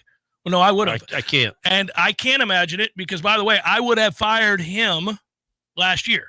Yeah. If you can't answer the question beyond the money isn't there, now tell me why you should not also be fired. Well, I tweeted that. I thought that yesterday's announcement basically was like firing yourself. It's crazy to me. And the money is there one way or the other. You'll have to figure it out. It's not great, but look, and I would say this, yes, it sucks that you would have to spend in the neighborhood of $100 million to get your next coaching staff in here. That's not ideal. But if you do that, which we think Florida State is going to do probably in 5 or 6 weeks, you're committed. You're not then going to skimp on roster. I mean, at this point, you're all in. You're already leveraged beyond the hilt. To the hilt, yeah. Beyond it. So you might as well just go all in. And if you win some games, maybe get into another league, the money stuff will start taking care of itself. But you've got to start winning games quickly. You do need to put your best foot forward here in the very near future. Be nice, yeah. The cachet that you've built up over 40-plus years of being a huge brand in college football is still there. But you're doing a lot to tarnish it right about now. Yeah. And, what you do another 2-3 years of this? I mean, we've seen programs kind of go the way of the dodo. The basket doesn't even matter. I don't think Florida State would ever be in that scenario. And the reason I say that is not because they're impervious to it, clearly. Look at the top 10. Vanderbilt's 10th. Georgia Tech's 7th. Right. Like, you can find your way back in there if you make the right hire. Well, that's get the what's right maddening players. right now. Nebraska, and also you're in Florida. Right. So you're going to get a chance to get really good players. Nebraska might not ever get back simply because they're in Lincoln, Nebraska, and it's hard to recruit there in this day and age. It wasn't 25 years ago. But if Georgia Tech and Vanderbilt and Indiana can be, in Arizona State, can be top 15-ish teams consistently, at least here for a couple of years, Florida State can too. You just got to make the right hire. Well, they definitely can. I want to know how quickly that's going to happen. They need to get, because the thought is, so first of all, the next big shuffle in college football is going to happen in 2030 with the Big Ten contract, television contract, right? Most people believe that your Ducks need to be in a row by 2028. You position yourself to be a very attractive product brand to fight over between Fox and Disney. Yeah. You need to be in that position, right? And I don't believe in my heart of hearts, and I've said this all along. I don't know where you stand on this. I do not believe that Disney would allow for Fox to grab two of the biggest brands in the South and then be a coast-to-coast conference with the biggest names from Southern Cal all the way down to Florida State and Clemson. Yeah. Like, that's crazy. They won't do it, right? At some point, don't poo-poo it forever, but at some point the SEC is going to go, we need to act. Yep. And you throw Miami in there too. Like, Miami's showing, I assume they're getting good ratings too. When Miami's operating pretty close to peak efficiency, that's big too. So the three of them together are very, very attractive. And I say that because the big noon game this week, Jeff, which is interesting, it's entertaining, it's Indiana and UCLA. Like, it's fine. It's in the moment, it's fine. But those are not two football hotbeds. No. And they're not going to get probably not going to get a ton of great ratings. I think there's it's like Oklahoma Ole Miss is. That's a good game. That's a noon game too. Let's see which one outdraws the other. Oh, I think we know. Now imagine if Florida State was playing Oregon. Now you're got cooking some with stuff. gas, buddy. Noel Tickety writes, good day, gents. Thoughts on this scenario? Perhaps they are talking to Sexton, who's working on Mike's next landing spot, possibly 2-5 Tulsa, then looking to hire someone else on Sexton's client list. Mike has a mitigation clause. Maybe this could lower a negotiated buyout. Yes, he does have a mitigation clause, an obligation to, and there are machinations behind the scenes that I very much think are happening. To what extent that scenario, I don't know, but I think yes, I think those. I feel like those happening. would still be happening whether he was on Fired the sidelines against Wake Forest or not, though. Yeah, I do too, and that's why we're kind of baffled as to why it just didn't happen. Because they're about to go on a run. A generational run. You thought the 19-game winning streak was fun. Wait till you see what's about to be unleashed. John writes, 2 interesting decisions by Mike. Not punting on 4th and 19, maybe pitting Stanford and having better field position for a drive. Putting Sperry in over Glenn, who has no real game experience. Thoughts, Corey? I'm glad we got a real game question. We got a game question there. I was okay with the not punting because there wasn't a guarantee you were going to get the ball back. I can see both sides of it. 4th and 19, probably not a great chance, but you could just, all it takes is a defensive hold, and it's a new set of downs. My bigger problem, and I've voiced this, is you bring him into a game that's a 7-point game. You're at their 41-yard line, 1st and 10 with 2.5 minutes left and all 3 timeouts. Why in the world are you dropping him back every play? Right. Kid that's never played a meaningful snap at all. His first snap is a throw.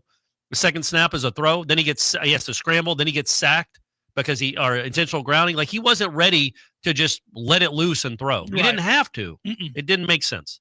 And also, yes, I would have, in hindsight, unless he hasn't been practicing, because we don't get to see practice. Did Gus talk about any of this today? Did Gus? No. Because we didn't. We'd asked for Norvell. Too. Yeah, that Brock wasn't the. Yeah. I should have asked. I should have asked that. I should have asked that. He was asked about Sperry, but not about why he was ahead of Brock. Tell the people what he said about Sperry. I don't remember. Not meaningful. He's ahead of his. I know that didn't help at all. He doesn't act like a true freshman. He handled him in the moment. Tony White was actually more encouraged by Kevin Sperry. He said a lot of nice things about him. Effusive even. Well, he just said he got them all the way down to the 1-yard line. They're fighting their asses off. That's what he kept saying about the team, which is like, great, man. Yeah. You're talking to a fan base that just watched you lose to Stanford. Yeah, and it's your 9th straight ACC loss, not yours. Yeah, you're only comfortable with 4 of them. You only got 4 of them on your resume. 4 of them. Yeah. Seminole Headlines 93.3 Real Talk Radio. Warchant TV continues in a moment. Hey, everybody, it's Ed Dean along with Roger Henderson, also with FloridaDaily.com. Just want to remind you, daily 4 to 6 in the afternoons right here in Tallahassee on Real Talk 93.3 FM. Roger, it is literally the 2 fastest hours anywhere in afternoon talk radio. And if you think the country's going crazy, we'll help you make sense of it all. Oh, yeah, we'll try to make some sense of it. Again, Monday through Friday in the afternoons, Ed Dean, Roger Henderson on 93.3. Love to compete on the dartboard? Then it's time to head to the CP. The Corner Pocket Bar and Grill is Tallahassee's premier dart bar, featuring steel-tip boards and soft-tip internet play. The Corner Pocket hosts leagues and tournaments regularly. Just check out their social media to find a time that works for you. And in between games, grab a pint and a bite in the cool AC, or enjoy yourself outside on the deck. Whether you want to catch a game or start one of your own, the place to be is the Corner Pocket Bar and Grill, 2475 Appalachian Parkway. Tallahassee loves the Corner Pocket. T-Spark Enterprises, roofing and construction services. T-Spark Construction.com. We conquer all peaks. We fix those darn leaks. Call 850-766-1340. T-Spark Enterprises, roofing and construction services.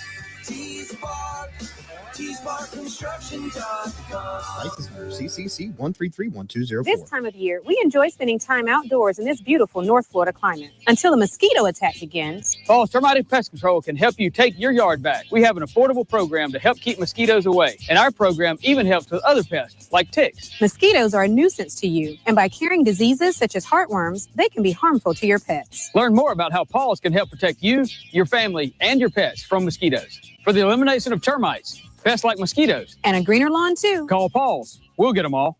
Do you want to take your yard back by having a green and pest-free lawn? At Paul's, we understand the unique needs of your North Florida lawn, which is why we developed a program to address those concerns. Our treatment program includes inspection, treatment, and education on best practices for optimized results for remaining environmentally conscious. An added benefit is that our lawn treatment is flea suppression, so having a greener lawn can help protect your pets too. For a greener lawn and the elimination of fleas too, call Paul's. We'll get them all. New Florida laws now require condo associations to create an online account with DBPR by October 1st, 2025. This is where you'll complete required reporting, including the Structural Integrity Reserve Study, known as SIRS, and provide important association information to help your condo stay compliant. For more information and to create an account, visit condos.myfloridalicense.com. This message is brought to you by the Florida Department of Business and Professional Regulation and the Florida Association of Broadcasters. Hey, are you ready to raise your glass? Because on Saturday, October 25th, The Thomasville Brewfest is back, bigger and better than ever. General admission to the beer garden opens at 1 with the fun flowing till 5. 1 in early? Then snag a VIP ticket for exclusive early access to unlimited tastings. And don't miss the Vendor Village starting at 11. Open to everyone, no ticket required for that. This year, enjoy even more breweries than last year. Live music, food trucks, and shopping with local small businesses. VIP ticket holders get the ultimate experience. Early tastings, swag bags packed with goodies, and catered food from local favorites. Tickets are now on sale at Eventbrite. Just search Thomasville Brewfest. And don't forget, use the code RADIO at checkout to save. Thomasville Brewfest. Sip, savor, and celebrate local flavor. Life is stressful. Dinner shouldn't be. That motto is why Register Sausage has been doing business in the Florida Panhandle and Lower Alabama for over 75 years. A proud sponsor of Seminole Headlines, Register Sausage always provides the best Southern smoked sausage to over 140 grocery stores and restaurants throughout the Southeast. Headliners have discovered the Register's difference. You can too. To find a store that carries Registers near you or to buy directly, head to registermeats.com. That's registermeats.com. Register Sausage. Yay, sausage! Seminole Headlines returns now. Head to YouTube and search for Warchant TV today to catch the show live or on demand. Now, here's Jeff Cameron, Ira Schofel, and Corey Clark. Rolling on, we do want to say, as always, thanks to our friends over there in Thomasville at Tavello. If you haven't been by Tavello, make sure you swing in and get yourself one of the many delicious beers that they offer up there. And it's getting to be the time of year where you want to go there, hang out, and go out in the back. Beautiful weather. It's beautiful. Yeah, beautiful. It's gorgeous. So beautiful setup back there. I'm sure they have some sort of like Halloween themed IPAs coming up. Maurice, get on that. Get on it up, Maurice. Make something happen. He's right about that. He's right. We need to make that happen. All right. So let's get back to the questions at hand here. The burden of getting us out of this is 100% on Corey Clark. This is from Nick. He wants you to ask the magical question. I don't think there's a magical question now because that implies that can it be a directive? Norvell, leave. Yeah. That Norvell's going to be around to go on some other magical run, which I don't see that happening. I think about it, that was 5 years ago that he said all that. It was a great answer. Yeah. And they turned it around. They did. Short-lived. It was lived for 2 years. Yeah, but it was you wonder how much of that if it had been Tate Rodemaker at quarterback instead of Jordan Travis. I don't know that Norvell. In fact, I do know Norvell is not here right now. It would not have worked out. Yes, that is correct. Colin, that makes me laugh. He writes, "First time, long time. Why is this happening, and how long will it last?" That's a very good question. Man, that's a very good question. That's a toughie. Yeah, going back to Brock Glenn though and Sperry. I think Sperry's just been their number 2 guy. They think he's the future. I was a little bit surprised in that moment, though. But I don't know if Brock Glenn. I know he's been banged up. I know he was hurt in the beginning of practice, the beginning of the season, and maybe he's still not right. I don't even know if I don't know if he's even practicing that much. Maybe he re-injured it in the Kent State. I don't know because we're not out there. But yeah, I was a little. What I did like about Sperry is that, man, the wherewithal to pick up that ball after the snap and go just hurl it towards someone it's a heady play for a kid in that moment. Yeah. And he did step into that throw. I mean, he didn't get it to the end zone, but he stepped to that throw to get it to Danzy down to the 10. I mean, that was all cool. He took a horrible sack because he doesn't know. I mean, you just can't take a sack there. I don't think, and maybe I'm wrong, I don't think Brock Glenn takes a sack there. I think Brock's playing more, but what does it matter? You win or lose that game. Yeah. And I don't know that he's the kind of quarterback, because I've seen people in the chat talk about this. Like maybe he'd be the guy that if he played against Wake Forest and played well, that could be the spark and the catalyst to keep Norvell, because he's so good. You want to keep Kevin Sperry. Whoa. I don't know that he's that guy. No, I was going to say, I don't think we're going there. And I think honestly, I don't think Norvell has a chance to be the coach here next year, but his only chance is Castellanos gets healthy to look like and went out. Yes. To look like and then you have the excuse of, well, our quarterback was injured. We went 8-4 when Tommy was healthy. They couldn't stop us. I know you made me feel away. I'm just saying. I don't think you're beating Clemson at Clemson. Probably with a healthy Tommy. Yeah. But certainly not with Kevin Sperry. I wouldn't think. Lake Seminole writes, it has to be either Jimbo Fisher or James Franklin.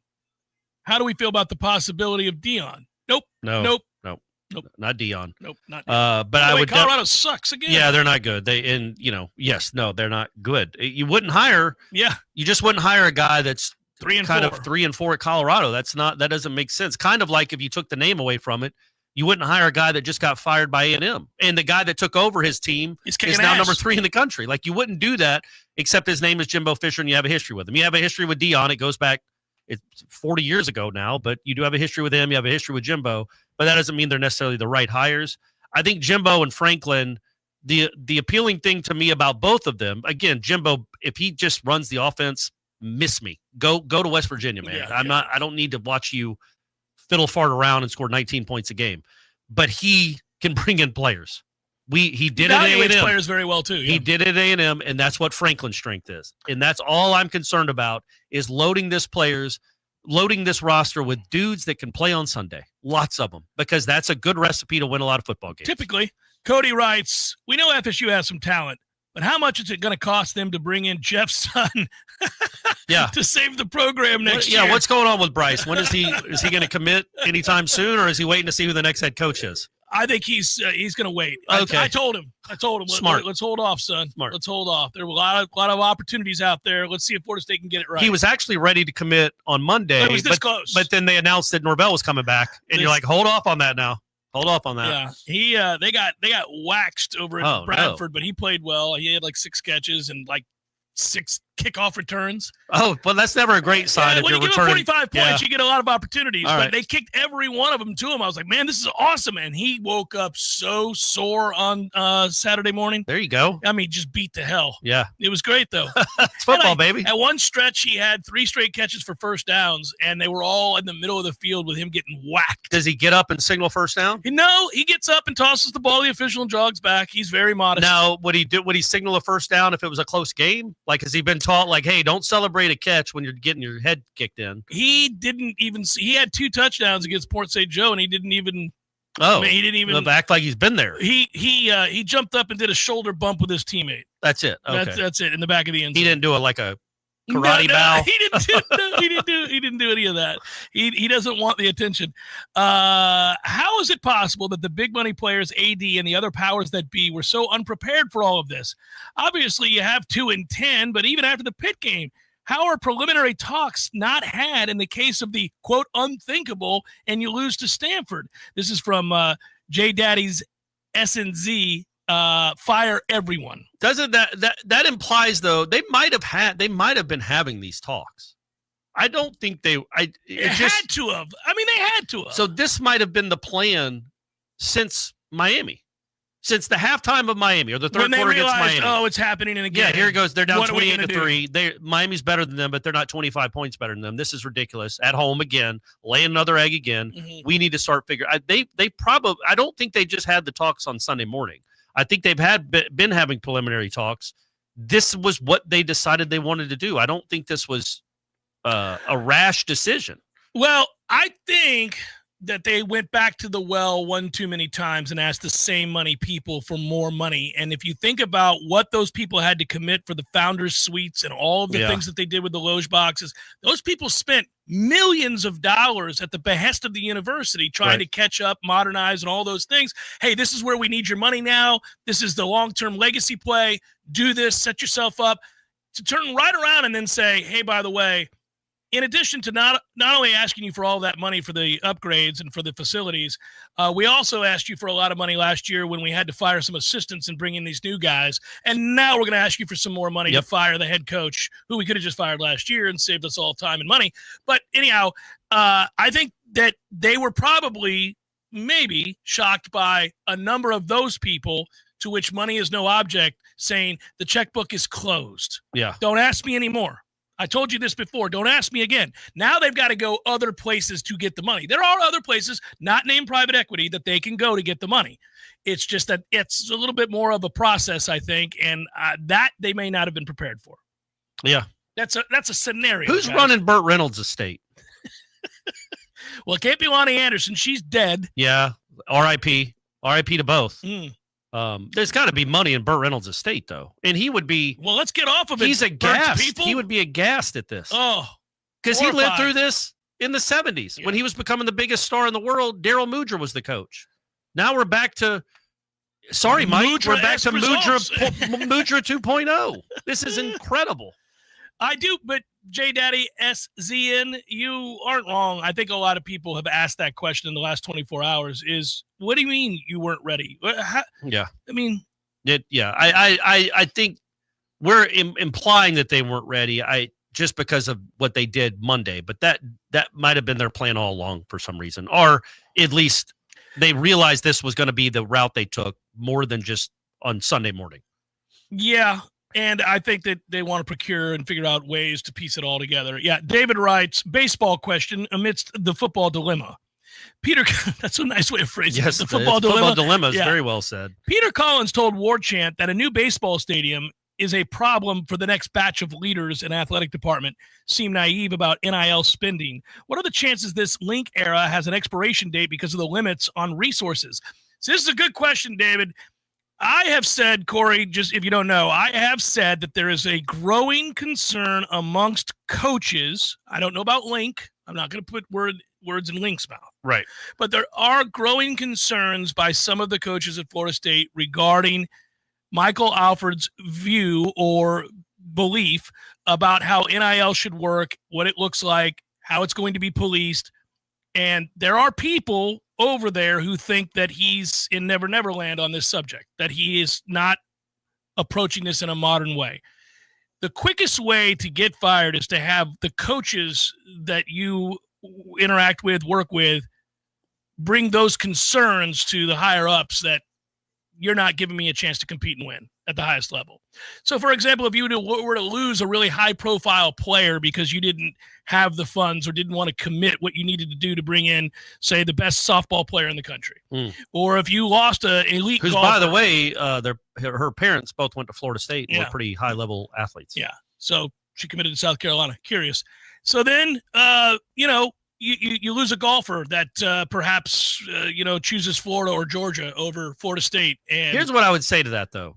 As you're saying it out loud, I would assume most people listening to you are saying, I don't give an F about softball and golf. Oh, but they care about the attitude towards NIL. Sure, right. But the attitude towards NIL, they really only care about for one sport. You better be – I'm just saying – like, nobody's going to care if you lose the top golfer in the country. Nobody. People are going to care that you lost a legacy. Oh, the softball, to play right. softball. But again, I think the argument you could make to counter that is, okay, yeah, we didn't spend this amount of money on a softball player. We saved it for our quarterback. And and I know that might not be true, but that might be, as long as you say that, they'll be like, all right, well, as long as you're spending it wisely. Yeah, I'm just saying, like, football is where the football and basketball, I guess, and baseball are the three where they care about NIL more than if you have a good golf team. Because let's be honest, Jeff. No. I know what you're going to say. That's fine. We can talk about them not winning the national championship. Oh, no. I was going to say, like, nobody watches college golf. No, I wasn't Trey, I wasn't taking a shot at you, buddy. You get there. You get yourself in the mix every year. No. What I'm saying, though, that pervasiveness, that attitude towards NIL and what you think it is and what it really is very concerning. But when if I start hearing examples of, like, football players, then that's when you're in real trouble. That's when not you, they are in real trouble. Yeah, but to me, I think it's safe to assume if that's the attitude towards NIL in general, that you probably have this problem. Yeah, well, you got to save money to pay $50 million to your head coach. Well, then pay it and get rid of him. Let's go. Please. What are we waiting on? Sean writes, why are universities signing contracts with such huge buyouts? It just seems unsustainable. It's ridiculous. What Indiana did is absurd. God bless them. It is. They've never. They got Mark Cuban, I guess. They got Mark Cuban writing a check that he won't even notice the money's out. Yeah. I mean, at this point. So, you know how Mark Cuban made his money? Yeah. Yes. I think I do. Go ahead. He invented the real player on the internet where you could, because he was an Indiana grad and an Indiana basketball fan, but he was living in Texas and he wanted to hear the Indiana radio broadcast of the basketball games. Right. So he invented a way you could listen to those on the internet. I think it was Real Player. Well, and a multitude of those kinds maybe not of apps. invented it, but marketed it and created the. I think like several different types of apps like that too. Yeah. By the way, yeah. No, that wouldn't suck, right? To stumble into that. Yeah, man. To have the it's a good idea. I kind of had that idea too. I just didn't have the foresight to make.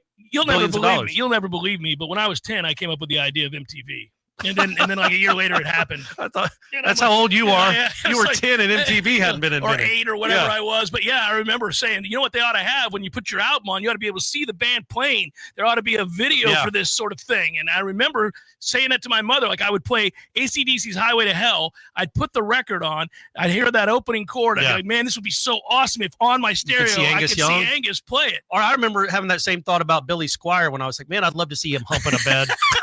In leggings. In leggings? Yeah, you know what would be a good idea, Billy?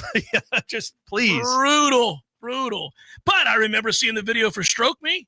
Yeah, that wasn't as not outlandish. Nearly that kind of absurd. Yeah, back then when Florida State won football games, back in the early 80s. Even then, they were okay. They weren't great, but they weren't this. They were not a mess. Bobby Bowden was a very good coach.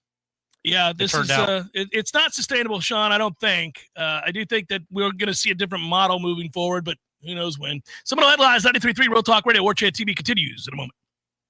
Your local news now. The Quincy Police Department is investigating a shooting that happened on Friday. It happened at around 11:15 a.m. in the parking lot of Ice Age Fashions on West Jefferson Street. Officers responded after reports of possible gunfire and found damage to the front of the business. Several shell casings were found. A preliminary investigation suggests that no one was an intended target. However, someone may have tried to get into the business during the shooting. Police are reviewing video surveillance from the area. Anyone with information about the case is encouraged to contact the Quincy Police Department at 850-879-8315. Authorities are investigating the death of a 7-month-old child after the infant was found unresponsive in a vehicle Thursday. The child was discovered unresponsive after being left inside the vehicle. The infant later died at the hospital. The cause of death is being investigated and remains pending. This is Rachel Anay with Real Talk 93.3 Local News Update. Brought to you by Macklemore Systems, Tallahassee's go-to Mac store. Check them out online at MacklemoreSystems.com.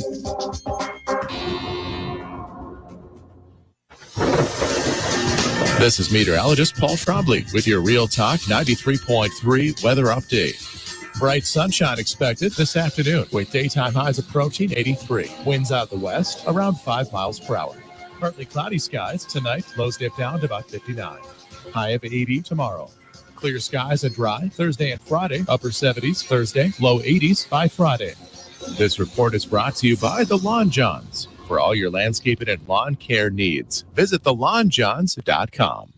Currently, it's 78 degrees. Leaky faucet, busted pipes, clogged toilet? M&L Plumbing is here for you. For all commercial, construction, and residential plumbing issues, call M&L Plumbing at 575-9393 or visit online at mnlplumbing.com. Football season is here, Tallahassee. Are you ready for backyard watch parties, burgers on the grill, and game day glory? Wait, now with those leaves piled up like a linebacker blocking the end zone. Call the Lawn John. We'll tackle those falling leaves, clean up your yard, and lay down fresh pine straw or mulch so your lawn looks like a championship field. Don't fumble your fall cleanup. Call the Lawn Johns today, and let's score you the best-looking yard on the block. The Lawn Johns. Your lawn, our game. Injured? Call attorneys who care. Facing Brooks. Offices, Tallahassee.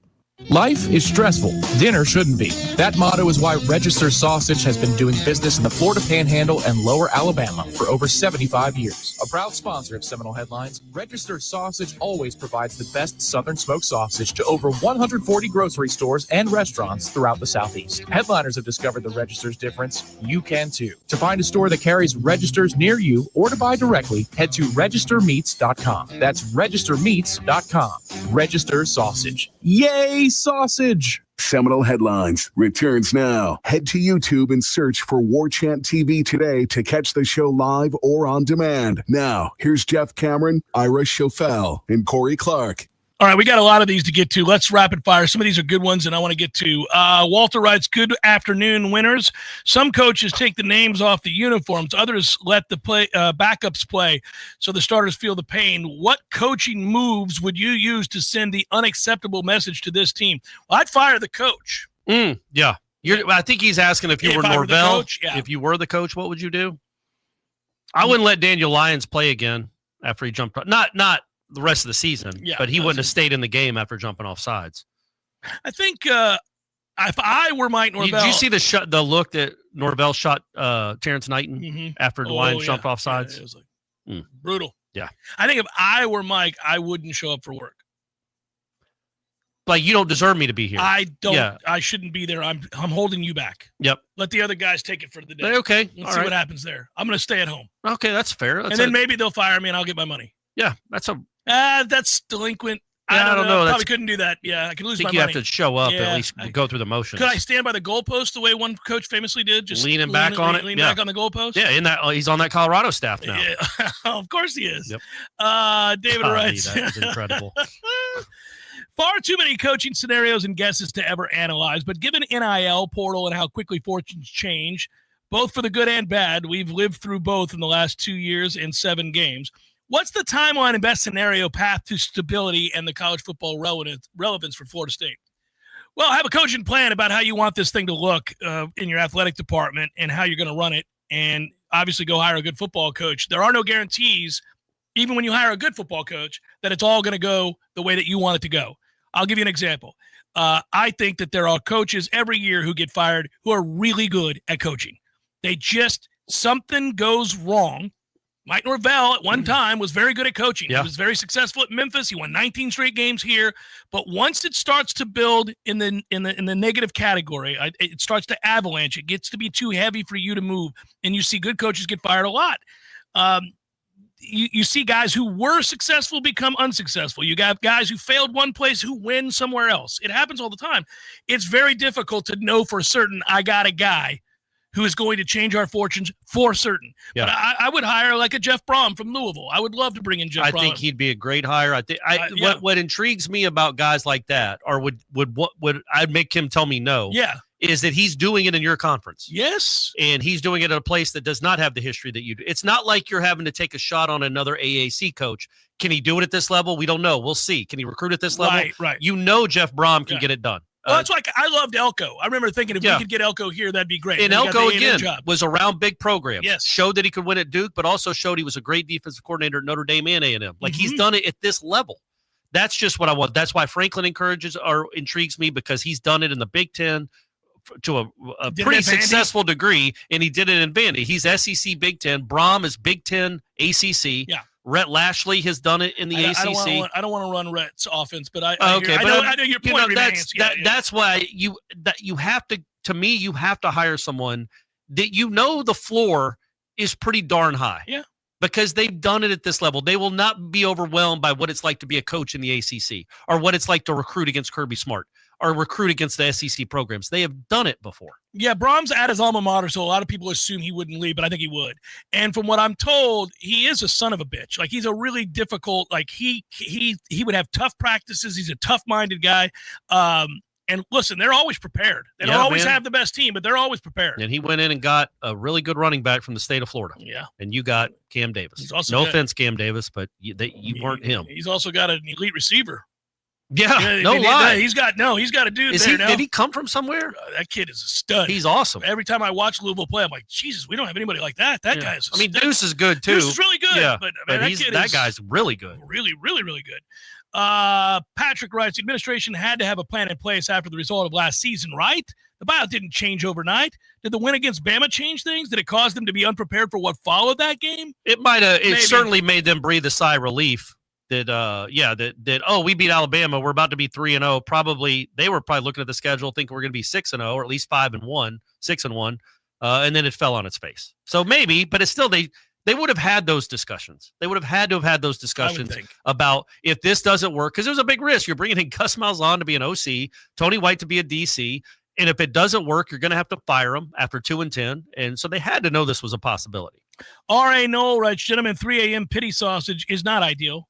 It's anger sausage now, I think. Can FSU keep paying Mike Norvell but relieve him of his duties?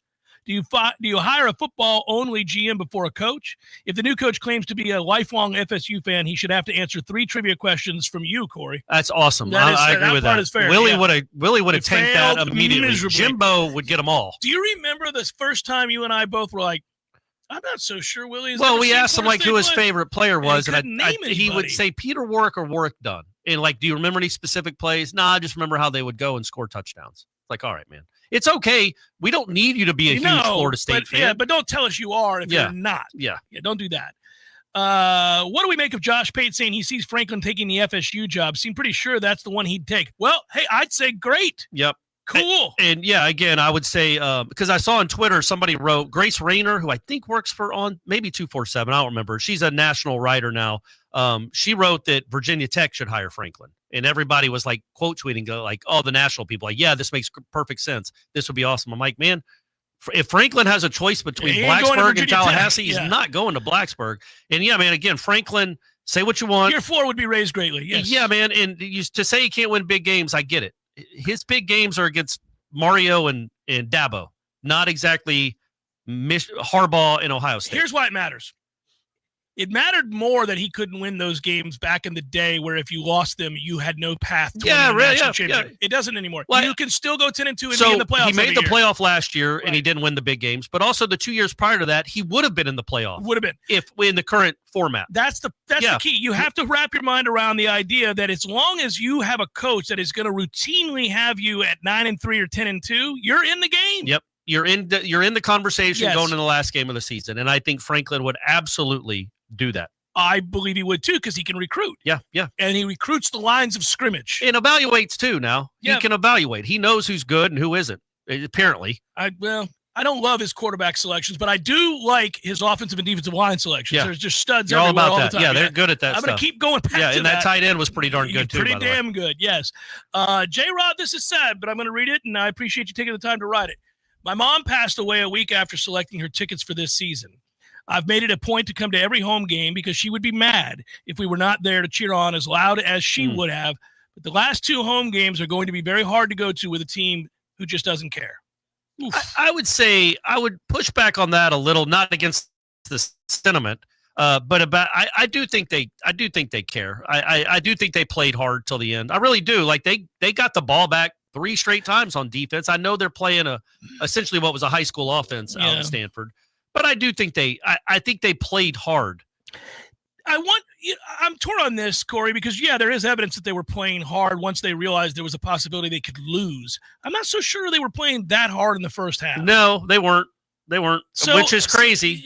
Which again, I just think that comes back to the coaching, though. Like they weren't prepared. Hey, Reed, we did get a donation up there. You need to click on before we're. All right, we got several of them here, real quick. 2 Live, jump back in the mix. Would you make Tony the head coach next year? Ride out everyone's contract change, OC, then go grab a new head coach? No, I don't know that he's done enough to be the interim head coach. I like even Tony, for a but year. no, I don't blame all this on him. And I also think if he got a year to recruit his own guys and bring in his own guys to the system, that defense would be much, much better. And he wouldn't be a bad ambassador for your program, but apparently he's getting death threats. So maybe that's an untenable situation there. Optimus Climb writes, do you think Mullen would do better in the NIL era where money does the majority of the recruiting? He would average 30-plus a game. That's another one. When you brought up Brom, me and Aslan were talking about I don't Mullen. want Dan. But he's a good football coach. Very good football He was coach. good at Mississippi State. Quirky, he was actually weird son of a bitch. He is crazy weird. Crazy, don't have any desire to bring crazy to town. I agree. He would be like my 5th or 6th choice. Yep. But he's doing well at UNLV. He's a good coach. And he did well at Florida, especially in the relation to who they hired. They fired him and who they got. Like, he had them in the top 10. Want no part of him. Yeah. I agree with you. Yeah. All the sentiments. Yeah. He's a good coach. Don't want him. He's just a straight-up weirdo. Yes, very, very. Never Again is back joining us here, asking the question not fans are thinking, what would we take Jimbo back? 6 winning seasons and winning record against rivals in the SEC.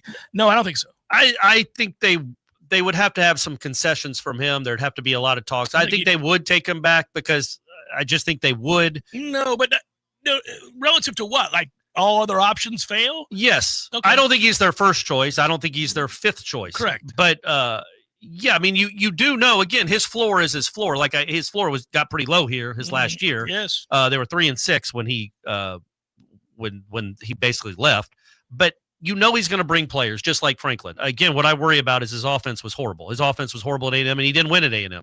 He won the COVID season. Yeah, he won the COVID season. That was it. He went 9-1, finished 4th in the country during COVID. All the other seasons were below or well under what they thought. They were, So you wonder, like, is that really the resume of a guy you want to? Yeah, he won here, but that doesn't mean he would win here again. A lot's 12 changed years later, and a lot has changed. Man. And there were bridges that were burned, and so that has to go into it too. But if he's going to cost you $1 million as opposed to $9 million, and he could raise the floor for a couple of years, they might think about it. I would go after Franklin. I would go after Brom. Brom to me is like a no-brainer. I think I'm rooting for Brom. He's now on Penn State's list too. It's problematic. Yeah, because Big Ten money outweighs ACC money. But he knows he can win in the ACC. He knows Miami's no problem for him. He almost beat him last year. There's no problem for Jeff Brom. I think he beat him. He's 2-1 against them, and the one they lost, they were in the game. They were winning with 2 minutes to go. Well, I know he beat him Friday night. Yeah, he did. So that was delightful to see. Nothing fluky about it either. No, it was nice to see. Think Brom to Penn State, really? I mean, I think he'd rather be at State. But I don't even know. They might want Matt Rule. Who knows? Who knows with all this? I think there are a lot of good coaches out there that weren't just fired. And I know Franklin was just fired, but come on, man. Franklin had much more success at Penn State than Jimbo had at A&M. Yeah, it was like 13 years he was at Penn State. It did well. Like had 7, 9, or 10 win seasons. 8 maybe. Agamemol writes, it seems Agamemol? No? Okay. Agamemol. Yeah, I think that's what that is. It seems that the plan to help Norvell with new coordinators, etc., just had to work, or the consequences were dire. Yeah. Now we're facing dire. What might that mean? Cutting other sports? No. Private equity they already funding got women's that we really don't want to do? Yeah. Changing Doak to Morgan & Morgan Stadium? There you go. He's a devout Gator. He's a huge Gator. He went to the University of Florida, John Morgan. Well, he'd take his money, I guess. Yeah, you take anybody's money. The long-term discussion surrounding cutting sports or making certain sports club sports exists already because of where a lot of this is going. But I don't think that's Florida State specific. No, that's countrywide. Yes. Yeah, I agree with you. We're done, man. We did it. Ira, good grief. We missed you so much, buddy. We miss you so much. Bring that pragmatism next week for the off week. We didn't get to a lot of questions. There were so many. A lot. I did, but I'll bring some to the JCS tomorrow that I didn't get, and we'll see if I can answer some of those as well. Answer like I would answer. Oh, okay. Just one or two of them. Choose like a Corey Clark answer. I'm going to give a really big hyperbolic answer to one of them. Or be completely sarcastic. Yeah, that's fair. One of the two. Say goodbye, Corey. Peace out. All right, everybody. Thanks for listening. Appreciate it much. Stay tuned because next hour is the bonus hour, power hour as we call it. Me and Tom talking to you guys next.